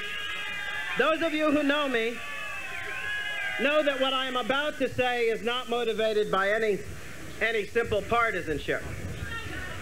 But I've got to tell you that on November 3rd, you have got a little shortcut you can use. It's not infallible. Because I, for instance, know that in my own congressional district, I can't vote for Connie Morella because she's as bad as the worst of them, but we'll leave that aside. But I do know this, in most parts of the country today, if you go into the voting booth on November 3rd and you close your eyes and you vote against every Democrat who's running, you're more than likely to vote against a defender of Bill Clinton. And I can't stand here. And I can't stand here and tell you that the alternative is going to get up there and fight for you and give you your power back and stand up for constitutionalism, because looking at the record of the last several years, you know I was lying. But we don't have such a wonderful choice on November 3rd. We have a choice, as I put it to my radio show, between the lawless Democrats and the gutless Republicans. But this I'll say to you. First, let's rebuke the lawless, and after that's done, we can change the leadership, and we'll make sure that the gutless aren't in place. But first things first. Let's do first things first. Because admittedly, if we rely on the phony promises and the half-baked intentions of the Republican leadership, we won't get what we need. But if we put the Democrats in charge, we won't have the liberty to demand what we need.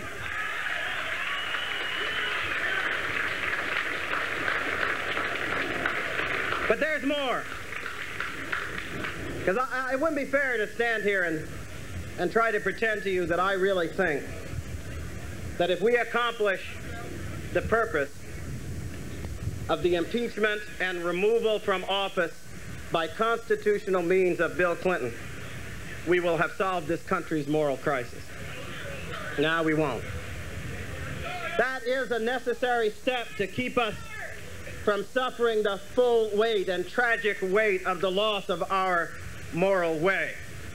But in order to get back on the right track, we're going to have to understand that the reason so many Americans supposedly don't appreciate the gravity of this crisis, the reason they supposedly don't understand that it's wrong to suggest that the president or any elected official is above the law, is because for too long, and I know some of you may not want to hear it, I got to tell you anyway. For too long, as a people, we have accepted the views of those who tell us that we are above God's law, and that won't work.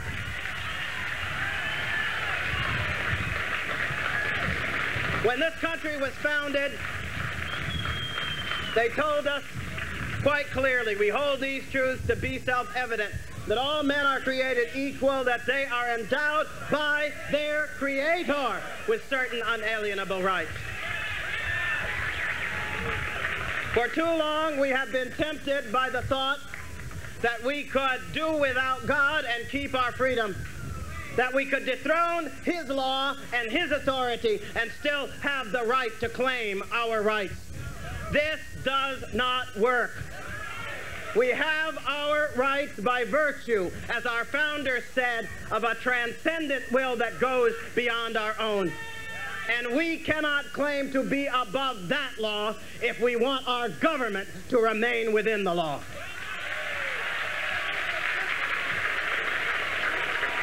Know then, I believe you must know then,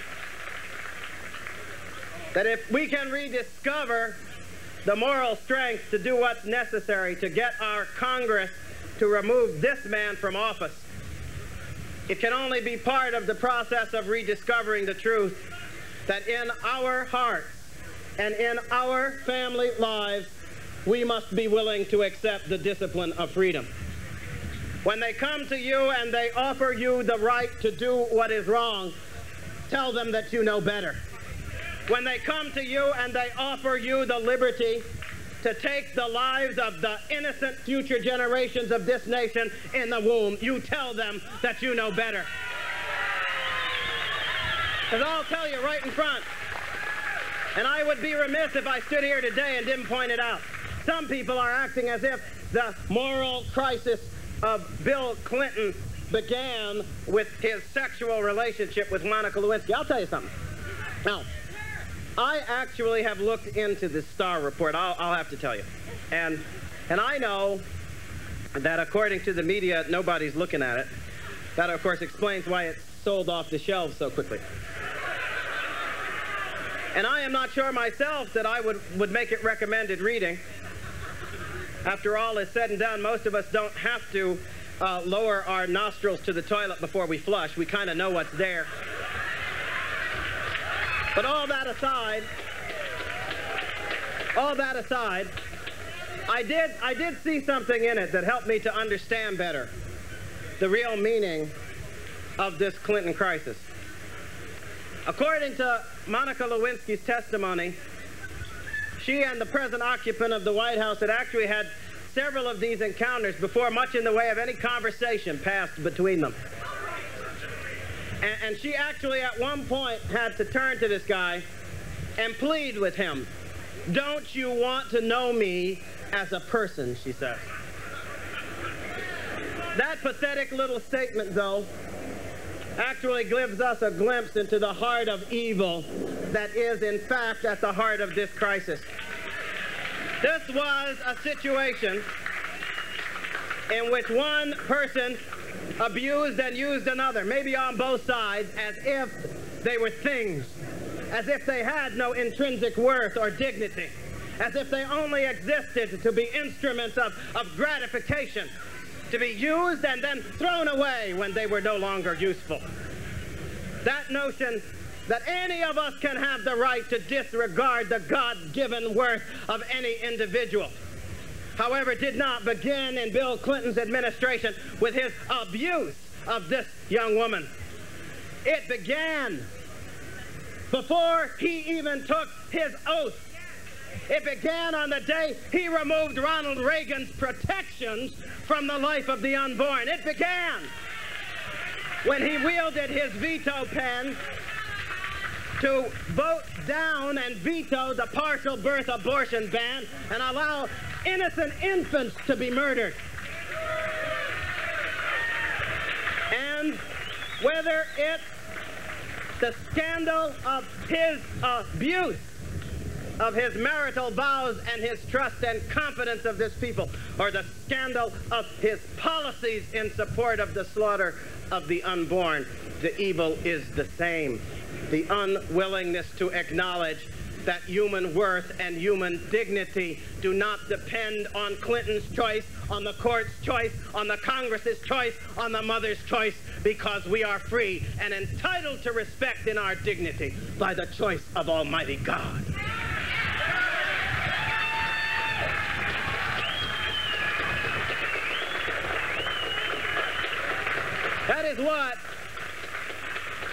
That is what our founders told us. But that truth should do more than puff us up with a sense of our human worth. It should weigh us down with a sense of our deep obligations to one another. Obligations that require that if we are to remain a free people, then in our laws and in our work and in our choices and in our hearts, we must extend to one another that respect which we demand for ourselves.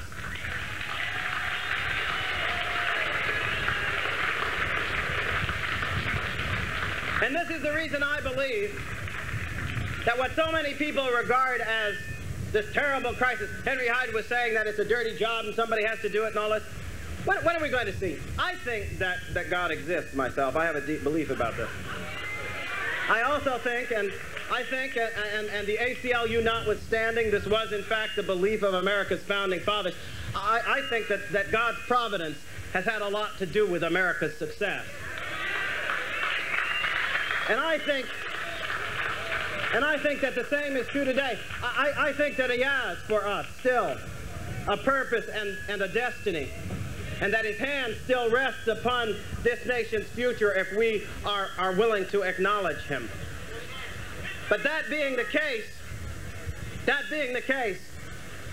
think that it's time for us to begin to look hard at the real opportunity that is presented to us by the crisis that Bill Clinton's depravity has brought upon us. It's a bad thing. It sullies the White House. It undermines the confidence and morale of our military people. It puts us in a position of shame before the world and embarrassment before our children. But you know, it also means that we can't escape any longer the truth. Several years ago, when I was going around the country trying to tell people that I thought that the #1 crisis of this nation's life was the crisis of our moral conscience and our moral life, a lot of people didn't want to listen. They thought that the budget was more important and the taxes were more important and this and that were more important. You know, I go around the country today making the same point I made then, and I don't get such an argument anymore. And you know why? It's because in spite of all the shame and grief that it has brought us, in spite of all the heartbreak, in the life of a country it can be much as it is in the spiritual life of an individual. Sometimes you are not willing to face the truth of the sin that is destroying you until it breaks your heart. And that is what Bill Clinton has done to America. He has not only sullied our honor, he has not only disrespected our laws and our sacred institutions, he has broken our hearts. But in that heartbreak, perhaps we would be willing to contemplate what we were so willing to forget. There are in this nation and around the world graves. We have them right across the river here in our national cemetery that mark the spot in which rest so many Americans. We can call them heroes now, but when they died, they were just like you and me. They had come from every background. They had come from every status. They were rich and they were poor, and they were ignorant and they were weak and they were strong. And they were no better and no worse than, by and large, we all are. But they were able to answer this nation's call and to lay down their lives. And I'll tell you something. When you lay down your life for your country's sake, you can't be doing it so you can enjoy another car in the garage, a job that pays a little more money, because you won't be around to drive the car, and you won't be around to do the job. Those who have answered this nation's call, who have stood on the battle lines of its freedom against the darkness of tyranny that so often has threatened our existence in this century, they did not answer the call that these cheap politicians pretend is the only thing we care about. They did not answer a call that said, we'll put more money in your pockets and more jobs in your community, however important those things are. They answered the call of a nation that said that we stood for justice and against tyranny. They answered the call of a nation that said that when others were willing to abuse human dignity, we would die to defend it. They answered the call of a nation that however much we may be distracted by our material success, is constituted not by the size of our GMP or the strength of our military might, but by the integrity of the decent principles that have made us free and that keep us strong and that make us one nation, one people before God.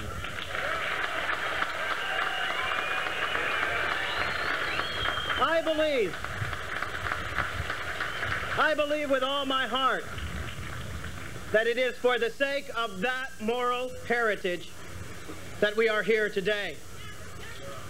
We have so many folks, including the present occupant of the White House. I call him that because I find it hard to call him anything else. I do know I don't want to be impolite or anything, but it seems to me that I just can't get out the P word anymore. I try, but it won't come. I know that the present occupant of the White House has spent some time trying to tell us that he was going to bring us together across racial lines and all this. You know what's fascinating, don't you? Have you noticed the way he is willing to exploit and foment racial division if he thinks it's going to serve his ambition?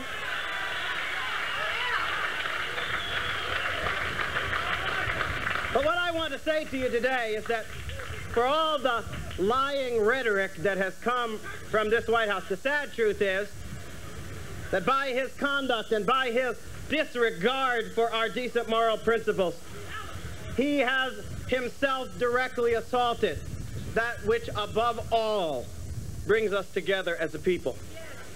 They like to pretend that we are made one as Americans only by our common greed and our common lust and our common desire for self-indulgence. I think it's time that as the free and proud people we are, we stand up to make it clear to them that they are wrong.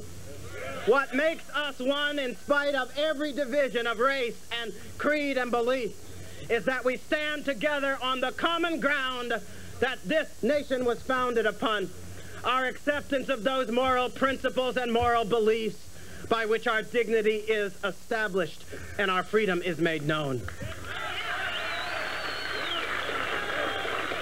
When Bill Clinton and all those who are willing to defend him take us down the road of moral cynicism, they take us down the road of division and dissension and disunity.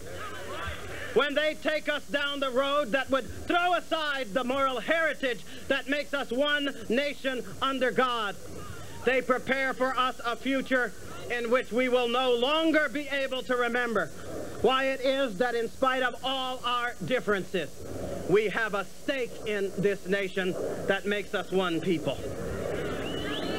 It is for the sake of that common moral bond, and it is to preserve that common moral heritage, and it is to assure that common moral destiny that we have gathered here today. Whatever others may try to make of this event, and I don't know, we have in this country, I call the people out there, and I know they don't like this, but I have to tell you, in all honesty, the degenerate propaganda media. Now, given the way that many of them are cynically trying to ignore or excuse Bill Clinton's misconduct, I don't think I have to dwell on the degenerate part. You understand that?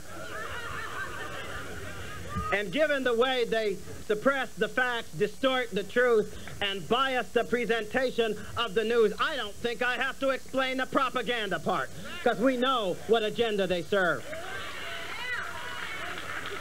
And I don't know whether they'll say anything about this gathering or what they will bother to report. But I sincerely doubt that they will tell the truth.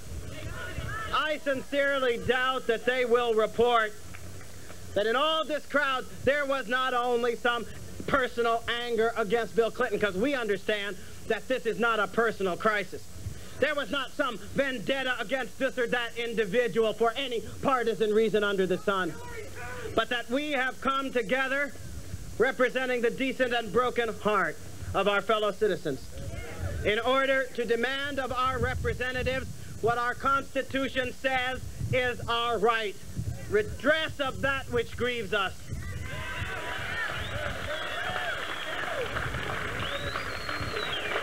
And finally,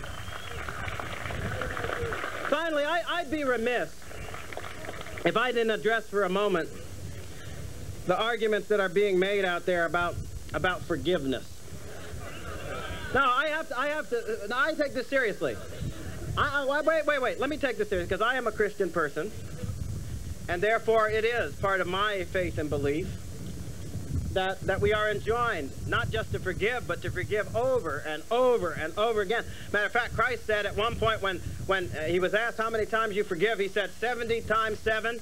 And then the apostles, being just like the rest of us, kind of ordinary folks, they looked at him and they said, "Master, increase our faith." Because that was a little hard to take.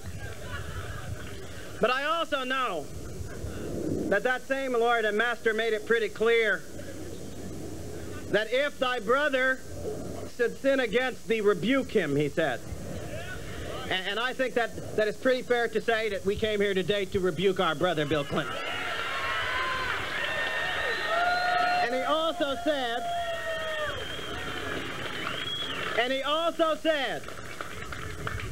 and if thy brother repent, forgive him.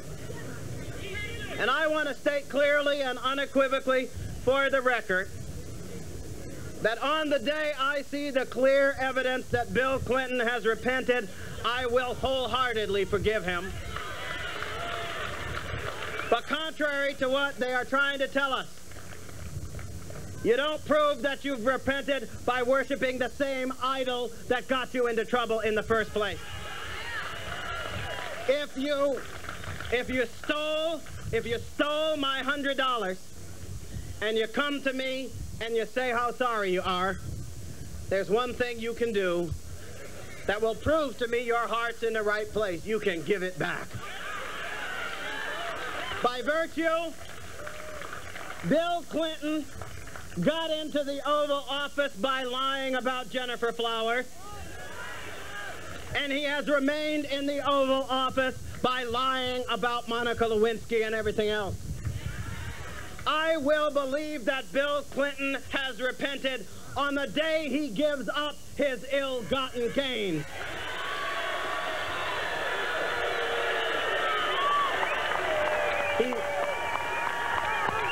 With his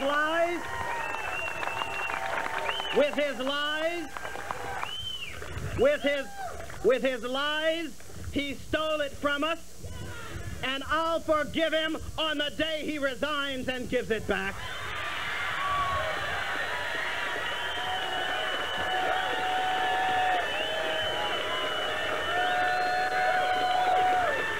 And I would recommend to our representatives in Congress that they do what a lot of the Clinton defenders have been doing. They should go read the scripture. I have been hearing more folks quoting from the scripture lately than I think I've heard in America in many years.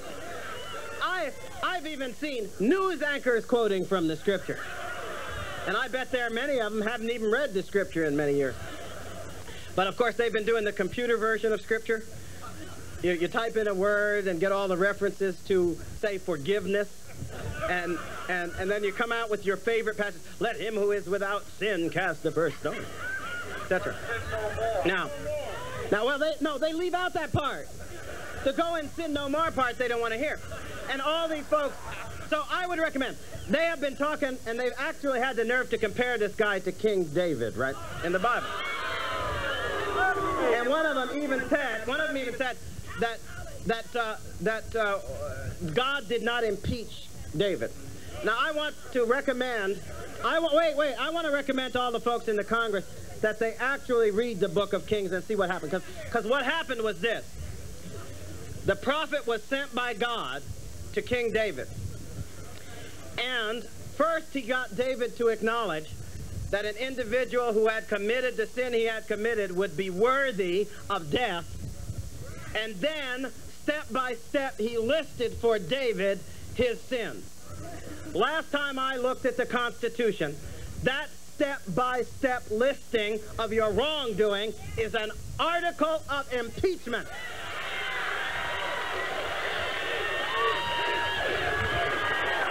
So for all the folks who have been quoting scripture at us, go back and read the scripture, and then by God and the Constitution, you do your duty. For the Constitution, if they'll read it, the Constitution doesn't say that he may be impeached. The Constitution says that he shall be impeached. It is not their choice, it is their duty. And if we are able, by our gathering here today, to strengthen and reinforce their commitment to that duty, then I believe we will have begun our own.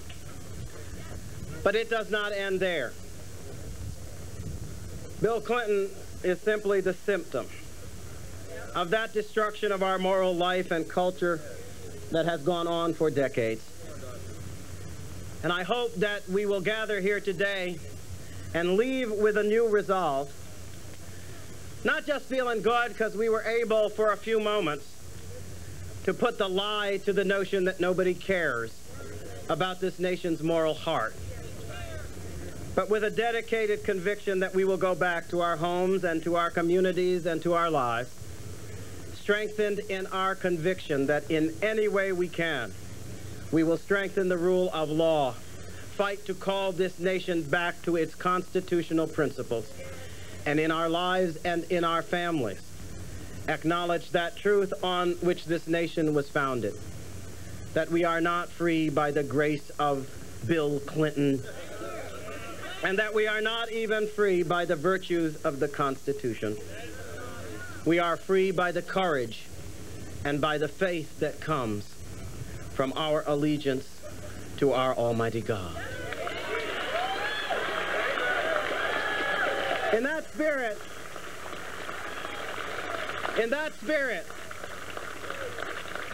spirit, we can take the curse of this shameful presidency, and through our renewed dedication to the moral truth that makes us whole, we can make it a basis for the renewal of our nation's hope, for an ability to go back and instead of shamefacedly standing before our children not knowing what to say, we will be able to tell them that tomorrow as yesterday, we will be free. And we will be free because in this place and in this time when the challenge came to liberty, a challenge not on a battlefield and not in some economic depression, but the challenge that came to our moral hearts and consciences, we were able to do what patriots have done before. We were able to stand in the breach. We were able to honor the truth. We were able to save this last best hope and hand it on by the grace of God to those who will come after us.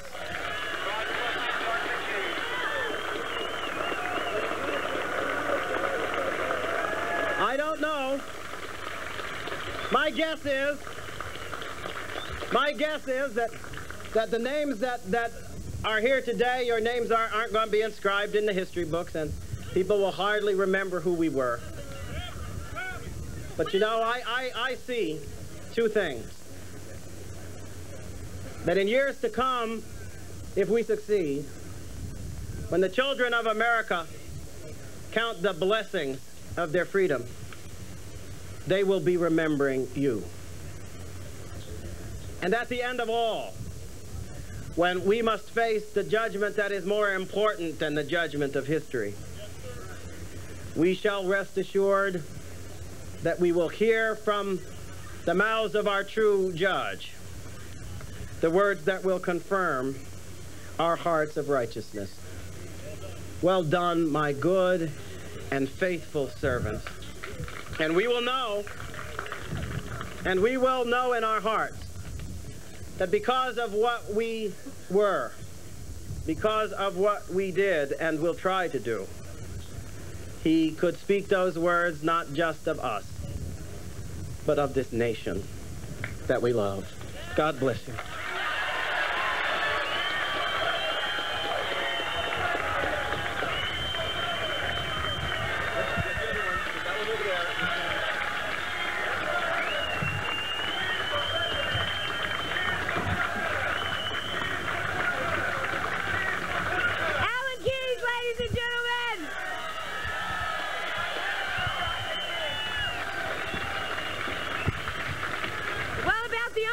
Who could follow Alan Keyes?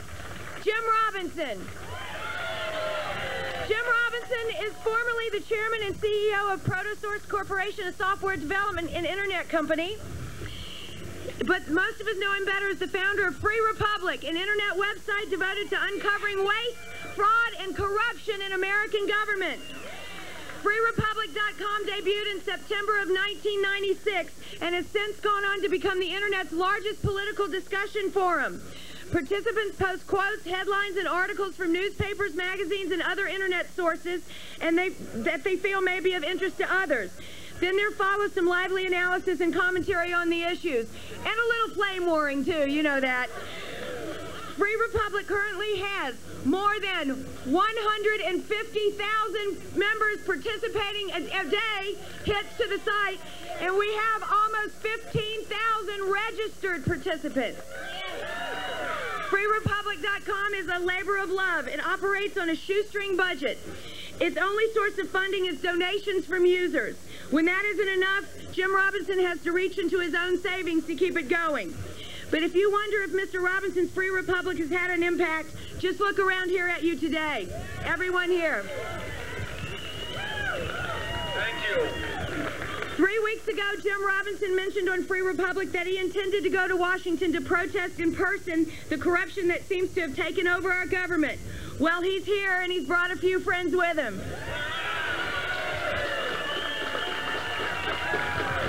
Ladies and gentlemen, fellow creepers, the man who made all of this possible, Mr. Jim Robinson.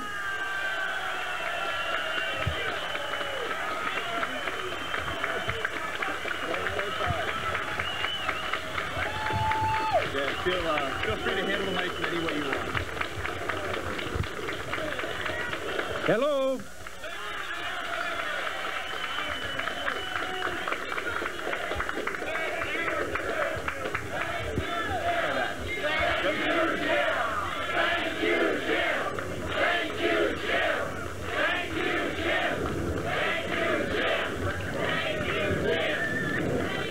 I just want to say what an honor it is to be here today in front of this wonderful crowd. I can't believe it. Look at all these people. Isn't it great? I want to thank all the wonderful speakers today. And Dr. Keyes, this man has got to be our next president.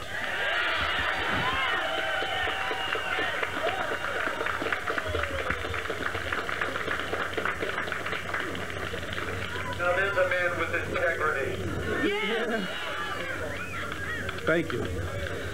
I have a statement from Linda Tripp. To my friends at Free Republic, your support of me and my family during this most difficult year of my life has meant more to me than you can ever know. As you are all too aware, I have been attacked for telling the truth, and in the face of these attacks, my spirits have sometimes been low. But in my darkest moments, the unwavering support of thousands of Free Republic people from all across this nation has buoyed my spirits and lightened the burden. My involvement in this case has never been about Republicans versus Democrats. It has been about truth versus falsehood and about right versus wrong. There is no question in my mind that you who are gathered here today speak for millions of other Americans to whom the truth still matters. People for whom the concept of right and wrong is not a political abstraction, but rather the very foundation of our daily lives. To all of you whose thoughts and prayers have sustained me, my deep and abiding thanks. With all good wishes, Linda R. Tripp.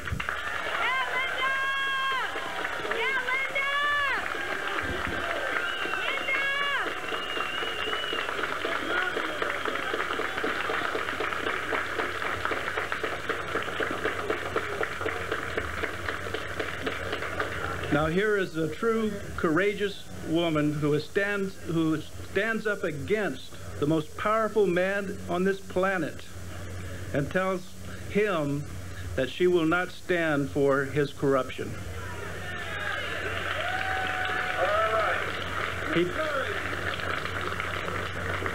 He brings the might, the awesome might of the full United States government and levels it straight at her. If this is not abuse of power, I don't know what is. If this is not an impeachable offense, I don't know what is. Now, I see a lot of signs. People are asking for Clinton to resign. I say resignation is too good for the man. Impeach him. We in America are not going to stand for this. We are finished. Impeach him, indict him, try him, and send him to Leavenworth.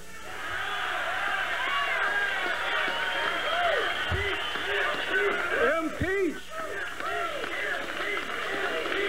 This man is a traitor to our country.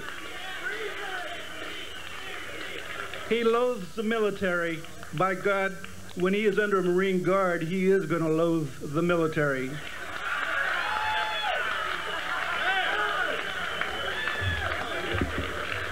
Now, I don't have a whole lot to say here today, but I want to point my ugly finger at him. Mr. President, I never believed you, not once.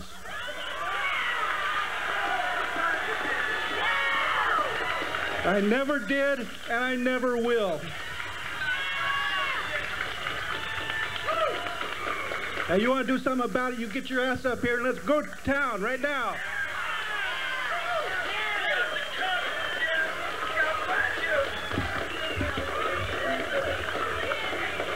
Thank you.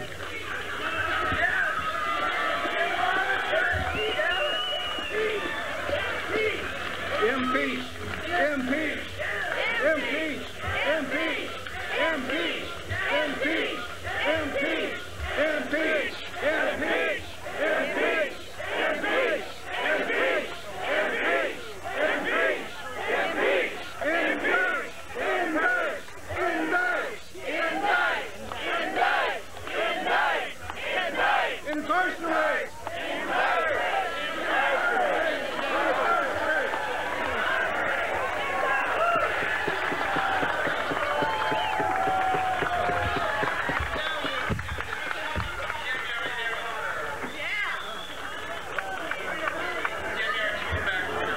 Pardon me? Absolutely no cigars.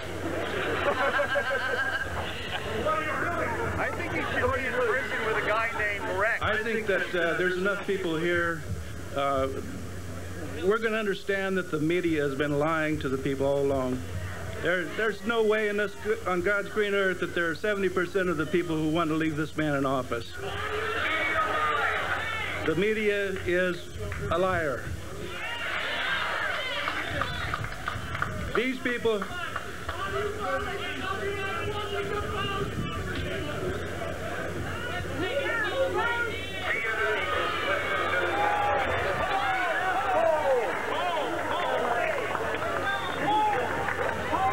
right, we're going to have a poll right now. How many people want to see Clinton impeached?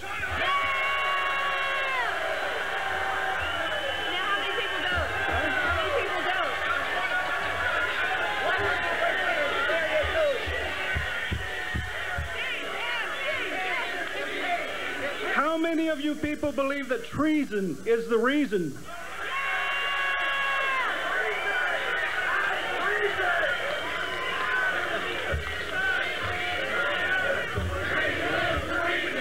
Treason is the reason. Treason is the reason. Treason is the reason. Treason is the reason. Treason is the reason.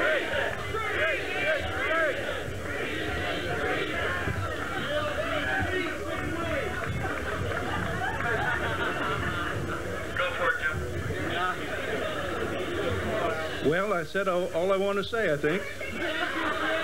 I came to Washington to tell the president that we no longer want him in our White House.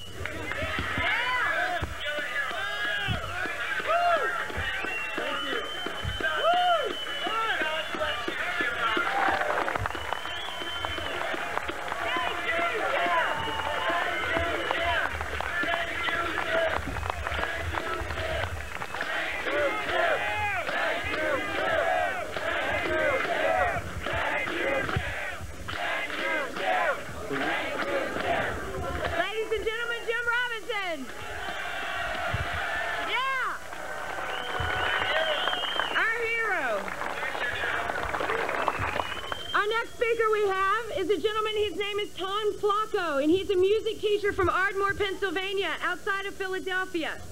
He was the assistant conductor of the 63rd Army Band of New Jersey National Guard for 24 years. For the last 11 years, he has been the coach of the Philadelphia Freedom, a team made up of some of the finest high school players in the country. Most of the boys come from poverty-stricken backgrounds. Mr. Flacco has helped them to be their best as they compete on a national level. Mr. Flacco is a citizen who also happened to be a 30-year policy holder of the State Farm Insurance Company. And as such, he became concerned that Mr.